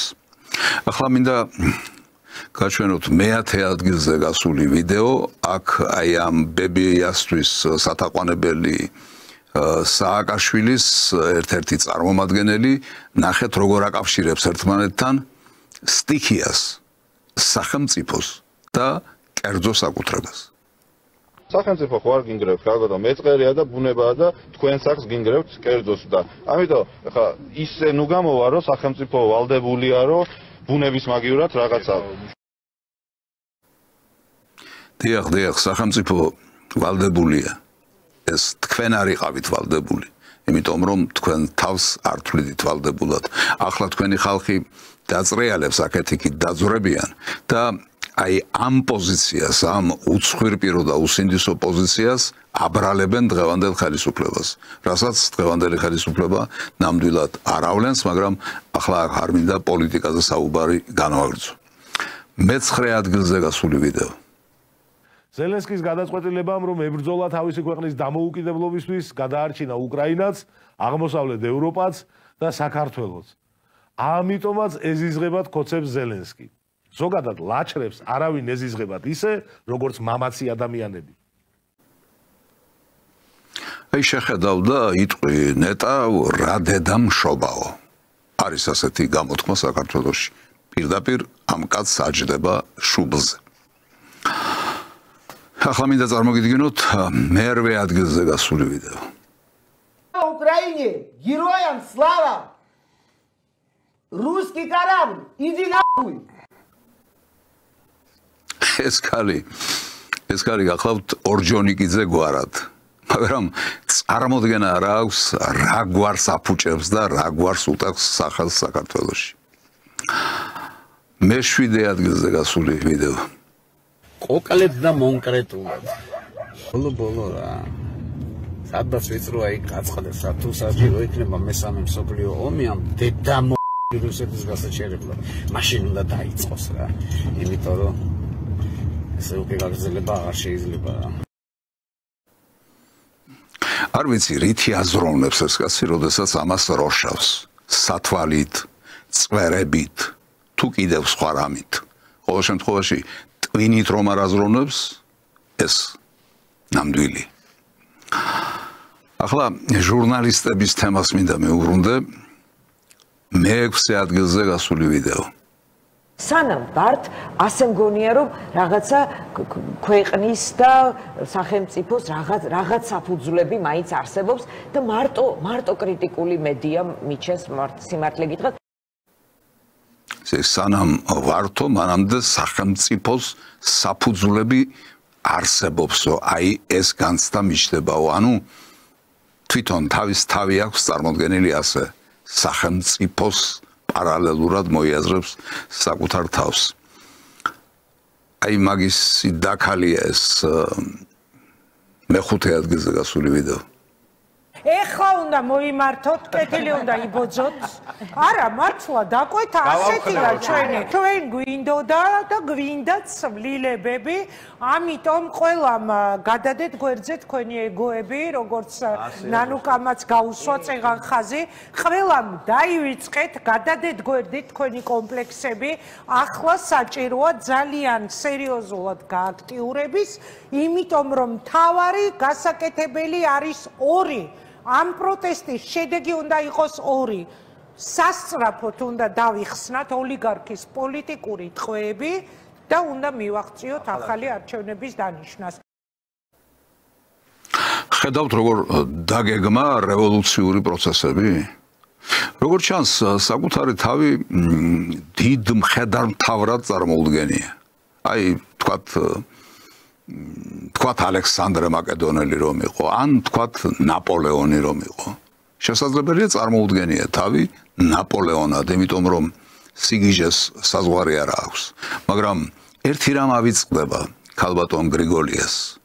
ნაპოლეონი სხვა არის საქართველოში. ახლა წარმოგიდგენთ მე-4 ადგილზე გასულ ვიდეოს. არის თემები, რაშიც მე ნაპოლეონი ვარ. უსაფრთხოების საკითხი, სამეზობლო პოლიტიკა, ჩრდილოეთ კავკასია, ისლამთან ურთიერთობა, რელიგიური ურთიერთობები. ამაში მან ნაპოლეონი ვარ. მივხვდით ქალბატონო გრიგოლია, ვინ არის ნაპოლეონი? ამაოდეპოტინებით ნაპოლეონობას.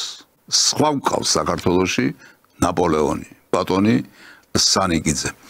კიდევ ერთი ჟურნალისტი, რომელიც მას შემდეგ, რაც ზელენსკი გამოაგდეს თეთრი სახლიდან, უმძიმეს მდგომარეობაში ჩავარდა. ეს გახლავთ მე-3 ადგილზე გასული ვიდეო.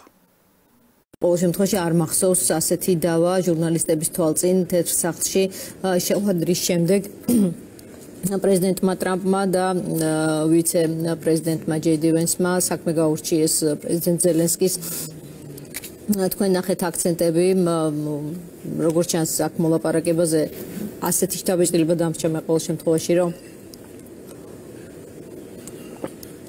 ყველაფერი არ წარიმართა ისე როგორც ყველაფერი არ წარიმართა ისე როგორც შენს უფროსებს წარმოედგინა შენ რო დაგიქირავა და რომ გაყეფა ამ წლების განმავლობაში სრული სისულელე სრული აბსურდი ემსახურეთ არამზადობას უზნეობას და ახლა სვით წყალი და იბკურეთ წყალი და მოსულიერდით ასე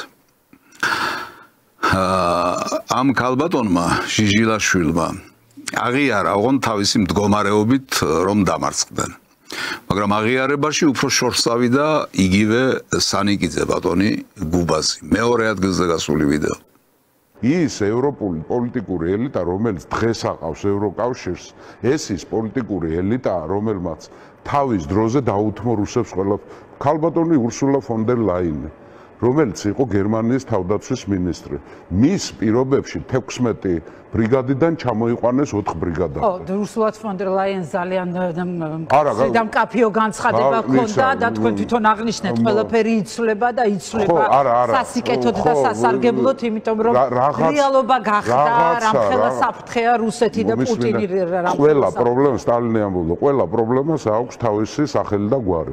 ეს რაც ჭირს დღეს უკრაინასაც, ჩვენც და მსოფლიოს საერთოდ არის იმ პოლიტიკოსების ბრალი აი ამას ქვია აღიარება. რაც შეეხება ჟურნალისტს, რომელსაც თქვენ ახლა ხედავდით, ეს უსაშველოა, უმძიმესი მდგომარეობა.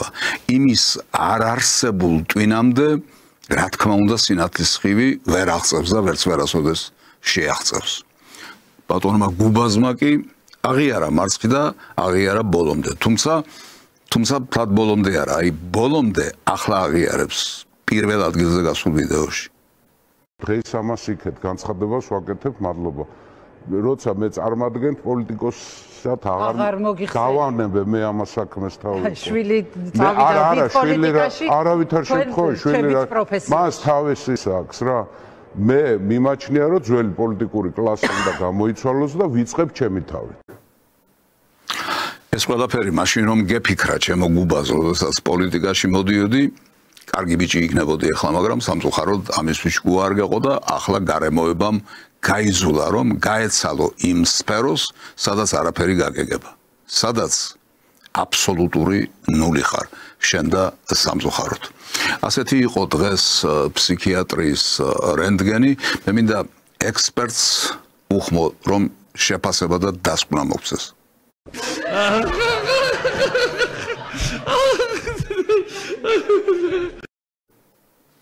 შესანიშნავია. ახლა გადავდივართ იმ საკითხებზე, თუ რა ხდება საქართველოში. როგორ აღიქვამს ქართული პოლიტიკური ელიტა ყველაფერი იმას, რა პროცესებიც არის დაწყებული და რასაც სამართლიანად უწოდეთ რევოლუციური პროცესები. ქალბატონი ბოჭორიშვილი საქართველოს საგარეო საქმეთა მინისტრი. გვაქვს ბევრი თანხwebdriver საშინაო და საგარეო პოლიტიკაში ამერიკის შეერთებულ შტატების ახალ ადმინისტრაციასთან. არჩევანს, რომელიც საქართველომ გააკეთა და რომელმაც ჩვენ დასავლეთისგან დაგვაშორა, ახლა ამერიკის შეერთებული შტატები იცავს, რომელსაც შეუძლია არა მხოლოდ აღადგინოს ჩვენი ურთიერთობები ვაშინგტონთან, არამედ გააძლიეროს კიდეც. საერთაშორისო პოლიტიკაში უკვე დადგა რეალიზმის ეპოქა. ჩვენ პატარა ქვეყანა ვართ, პრაგმატულები ვიქნებით. ჩვენ ვიყავით ქვეყანა, რომელიც თავდაუზოგავად იცავდა მშვიდობას და შტატები ახლა საუბრობს მშვიდობასა და ცეცხლის შეწყვეტაზე უკრაინაში. რუსეთი მთავარი გამოწვევაა, საქართველომ უნდა იმოქმედოს მაქსიმალური სიფრთხილით, რათა არ დააზარალოს საკუთარი ინტერესები. თითქოს ყველაფერი სწორად არის ნათქვამი, მაგრამ უნდა ვთქვა, რომ ზედაპირულად არის ნათქვამი. თუ საქართველოს ხელისუფლებას ან ხელისუფლებაში ვინმეს ეჩვენება, რომ რაკი ტრამპის პოზიციები და ჩვენი პოზიციები გარკვეული თვალსაზრისით ემთხვევა ერთმანეთს, ეს ნიშნავს იმას, რომ ჩვენ ვრჩებით დასავლეთის სტრატეგიულ პარტნიორად, აი აქ არის უმძიმესი შესწომა დაშვებული. კი, ტრამპი რევოლუციური იდეებით მოდის, ტრამპმა ქარიშხალი დაატრიალა მსოფლიო პოლიტიკაში, მაგრამ ეს არ ნიშნავს იმას, რომ სხვა ძალა გაქრა. პირიქით, ტრამპმა აღიარა მრავალპოლუსიანი მსოფლიო. ამიტომ სხვაზე სახელმწიფოები, პირველ რიგში ჩვენი მეზობელი რუსეთი, მეორე რიგში ჩვენი არამეზობელი ჩინეთი. წყობში არიან, ძალაში არიან, ახალ ენერგიას იკრებენ, ამიტომ სრულიად ახალი რეალობა მოდის ქალბატონ ბოჭორიშვილის განცხადებაში. მე ამ რეალობის გაცნობიერება სამწუხაროდ ვერ დავინახე. ეს უნდა გასწორდეს. ეს რომ ჯერჯერობით არ არის გასწორებული, ამაზე მეტყველებს ის ფაქტიც, რომ აი ახლა გუშინ ისევ ჟენევაში იყვნენ მოსალაპარაკებლად და ისევ როგორც მილიონჯერ ვერაფერი წამოიღეს იქიდან. რუსეთის მიერ ევროკავშირის შუამავლობით დადებული 2008 წლის 12 აგვისტოს ცეცხლის შეწყვეტის შეთანხმებით ნაკისრის საერთაშორისო ვალდებულებების სრულად შესრულების აუცილებლობა და ოკუპირებული ტერიტორიებიდან იძულებით გადაადგილებულ პირთა და ლტოლვილთა საკუთარ სახლში უსაფრთხო და ღირსეული დაბრუნება. ამ საკითხებზე გააკეთა ძირითადი აქცენტი ქართულმა დელეგაციამ ჟენევის საერთაშორისო მოლაპარაკებების 63-მე რაუნდზე. დელეგაციამ შეშფოთება გამოხატა ოკუპირებულ რეგიონებში უსაფრთხოების, ჰუმანიტარული და ადამიანის უფლებების კუთხით შექმნილ უმძიმეს ვითარებაზე, უკანონო მილიტარიზაციაზე და ამ კონტექსტში ოჩამჩირეში რუსეთის უკანონო საზღვაო ბაზის მშენებლობის, ასევე სოხუმის აეროპორტის ამოქმედების ფაქტებზე. ქართულმა მხარემ დაგმო საქართველოს ოკუპირებულ აფხაზეთის რეგიონში ეგრეთ წოდებული საპრეზიდენტო არჩევნების ჩატარებაც. დაგმო შეშფოთება გამოხატა, ეს არ არის ის ცნებები, რომლითაც უნდა ოპერირებდეს დელეგაცია ჟენევაში იქნება თუ სადმე სხვაგან. დელეგაცია უნდა ჩადიოდეს იმისთვის, რომ გზები დასახოს და არა იმისთვის, რომ დაგმოს და შეშფოთება გამოხატოს. გზები უნდა დასახოთ. ჟენევაში გზები არც დასახულა და ვერც დაისახება, იმიტომ რომ ის თავიდან ბოლომდე არასწორი ფორმატია. არა ქართული ფორმატია, ის დასავლური ფორმატია და საქართველოს საწინააღმდეგოდ მოქმედი ფორმატია. აი რას ლაპარაკობს ჩვენი საგარეო საქმეთა მინისტრის მოადგილე, ამ დელეგაციის წევრი. საქართველოს დელეგაციისთვის ძალიან მნიშვნელოვანია ორი პრინციპული თემა, ეს არის დევნილთა დაბრუნება და უსაფრთხოების გარემოს შეცვლა, რუსების შეიარაღებული ძალების გაყვანა ოკუპირებული ტერიტორიებიდან, მათ შორის საერთაშორისო უსაფრთხოების მექანიზმების შექმნა კონფლიქტის მოყვარების ფაზაში. ეს საკითხები იყო ფართომჟელობის საკითხი, სამწუხაროდ ჩვენ კვლავ ხედავთ დესტრუქციულ მიდგომას მეორე მხრივ. ამის შესატყობად ჩახვედით ჟენევაში? ან იმისთვის, რომ იქიდან ეს მოგეყოლათ ჩვენთვის, თუ გზები უნდა დაგესახათ მეთქი. თუ გზებს ვერ სახავთ, ესე იგი უნდა გააცნობიეროთ, რომ ეს ფორმატი თქვენი ფორმატი არ არის. ახლა მოусმინოთ დევნილობაში მყოფ აფხაზეთის მთავრობის თავმჯდომარეს. როგორც მოსალოდნელი იყო რუსეთის დელეგაციამ დროზე ადრე დატოვა სხდომათა დარბაზი, როდესაც საქმე შეეხო ჩვენი დროებით დევნილი მოსახლეობის თავიანთ სახლებში დაბრუნების საკითხს. თუმცა ჩვენ გავამახვილეთ ყურადღება იმ მნიშვნელოვან საკითხებზე, რაც აქამდეც გითხარით, ეს არის ჰუმანიტარული მიმართულებები, უკანონო დაჭერები, უსაფრთხოდ გადაადგილების საკითხები და ასევე რაც მნიშვნელოვანია სოხუმის აეროპორტის გახსნის მიუღებლობა. რუსეთის დელეგაცია მიგატოვათ, იმიტომ რომ თქვენ მასთან სათქმელით არ ჩასულხართ. თქვენ ჩახვედით შეშფოთებით, აღშფოთებით, პრეტენზიებით და ჩხუბით. მიგატოვებდათ, რა თქმა უნდა. თქვენ არ იცით, რა უნდა უთხრათ რუსეთს, რა თემაზე უნდა ელაპარაკოთ, საიდან უნდა ელაპარაკოთ და როგორ უნდა ელაპარაკოთ.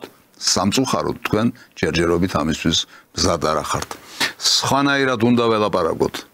სხვა მიდგომებია საჭირო, აბსოლუტურად თვისებრივად განსხვავებული, რევოლუციურად განსხვავებული მიდგომა. აი მაგალითად ისეთი, როგორცაც გეტყვით, პიროვნება, რომელიც თქვენ არ გიყვართ, მაგრამ ის პიროვნება არსებობს და მას თავისი აზრი გააჩნი.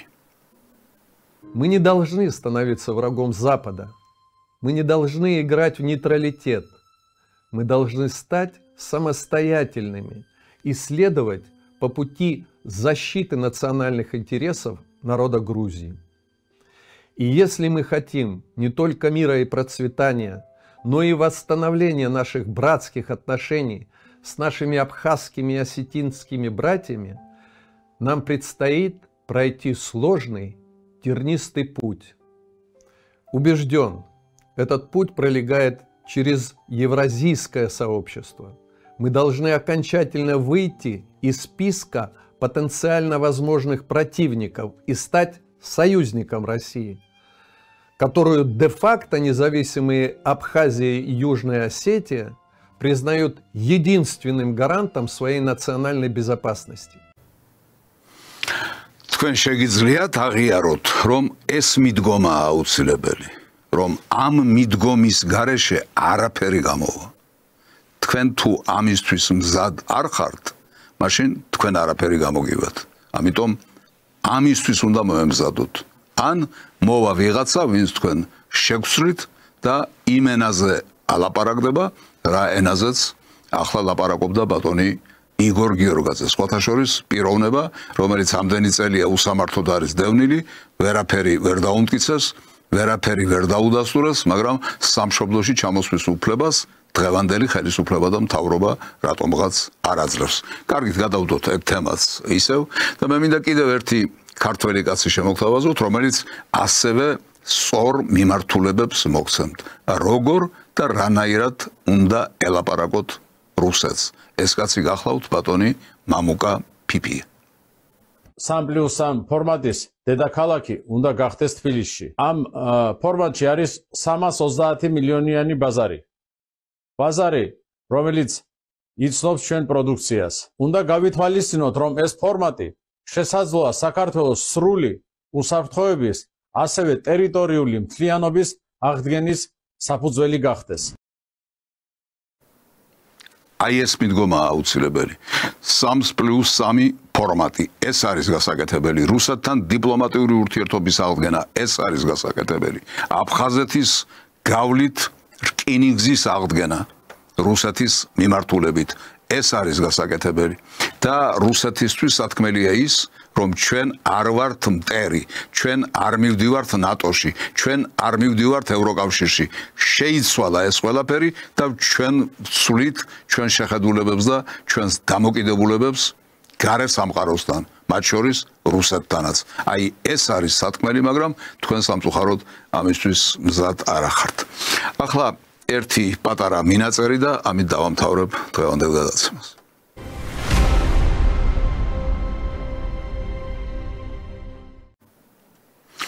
ტრამპმა კონგრესის წინაშე როდესაც წარსდგა, მისი მოხსენება ასე დაასრულა. ზურფასო ამერიკელებო მოემზადეთ შესანიშნავი მომავლისთვის, რადგან ამერიკის ოქროს ხანა სულ ახლახანს დაიწყო. ეს იქნება ისეთი რამ, რაც არაქამდე არასოდეს გვინახავს. მადლობას გიხდით. ღმერთმა დალოცოს ამერიკა. მოემზადეთ ამერიკის შეერთებული შტატების ოქროს ხანისთვის. ამ სიტყვებით დაასრულა ტრამპმა მისი გამოსვლა. მე დღევანდელ გადაცემას დავარქვი პარალელები და ანალოგიები, თუ რატომ დავარქვი ასე თქვენ ეს უკვე ნახეთ, იგივე გორბაჩოვთან პარალელები, ისტორიული პარალელები, მაგრამ ეს მხოლოდ ჩემი აზრი არ არის, ანალოგიური რამ სხვაგანაც განიხილება და სხვებიც მსჯელობენ ამ თემაზე და სწორედ ამასთან დაკავშირებით მინდა პატარა сюжеты წარმოგიდგინოთ. Трамп – это американский Горбачев, а слоган «Сделаем Америку снова великой» – это американская перестройка.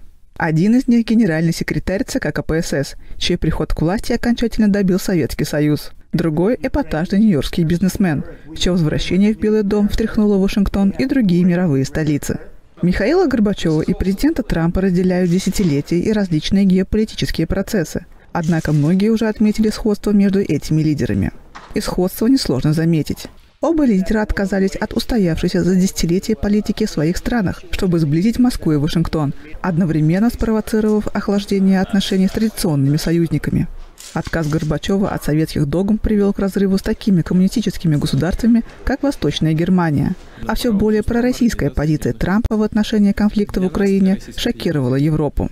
Но если Горбачева чествовали на Западе за его роль в окончании Холодной войны, то многие россияне винят и даже ненавидят его за распад Советского Союза.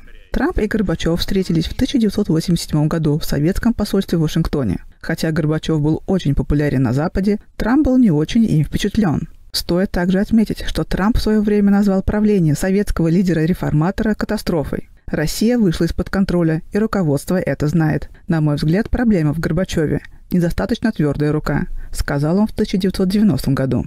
Улучшение Горбачевым отношений с Западом привело к разрядке международной напряженности и надолго дало надежду на более безопасный мир. А вот разворот Трампа к путинской России вызвал у европейцев опасения, что они могут стать следующей целью Путина, если Вашингтон добьется мирного соглашения на условиях Москвы. Но нестандартный подход Трампа к отношениям с Россией не обязательно нужно расценивать как нечто плохое. Единственный действующий договор между Москвой и Вашингтоном о ядерном оружии СНВ-3 истекает в следующем году, а переговоры о его продлении так и не начались. Непродление договоренности почти наверняка приведет к новой гонке вооружений между Востоком и Западом. Сближение же России и США при Горбачеве привело к подписанию договора о сокращении стратегических наступательных вооружений в 1991 году. Трамп мог бы также повторить подвиг Горбачева. Последний советский лидер был удостоен Нобелевской премии за свою роль в мирном окончании Холодной войны. И ядерная сделка может подтвердить убежденность Трампа в том, что он заслуживает Нобелевскую премию мира. Одно из его давних желаний. მე არ მინდა, არანაირად არ მინდა და არანაირი სურვილი არ მაქვს, რომ ტრამპი აღმოჩნდეს ამერიკის გორბაჩოვი. Პირიქით, მე მინდა რომ ტრამპმა გაიმარჯვოს, მე მინდა რომ გაიმარჯვოს მრავალპოლუსიანი მსოფლიოს იდეამ, მე მინდა რომ აღდგეს მსოფლიო წესრიგი, აღდგეს საერთაშორისო სამართალი და მე მინდა რომ მსოფლიო მიაროს არა ომების, ქაოსის, დაპირისპირების და კონფრონტაციის გზით, არამედ იაროს მშვიდობის გზით. ღმერთმა ქნას, რომ ასე იყოს ეს ყველაფერი, თუმცა ყოველივე იმის გამო, რაც მე თუნდაც დღეს ვთქვი, შესაძლებელია ვიღაცა დააკაკუნოს ამ კარებზე, შემოვიდეს და მითხრას სპეციალური გამოშვება აიგრძალა. არ ვიცი, მივაყურადოთ. საბედნიეროდ დღესაც არის მის კაკუნი, ყველაფერი მშვიდობიანად ჩამთავრდა, ამიტომ დარწმუნებული და დაიმედებული, რომ მომავალ პარასკევს დათმულ დროს ისევ შედგება ჩვენი შეხვედრა გემშვიდობებით. ნახვამდის.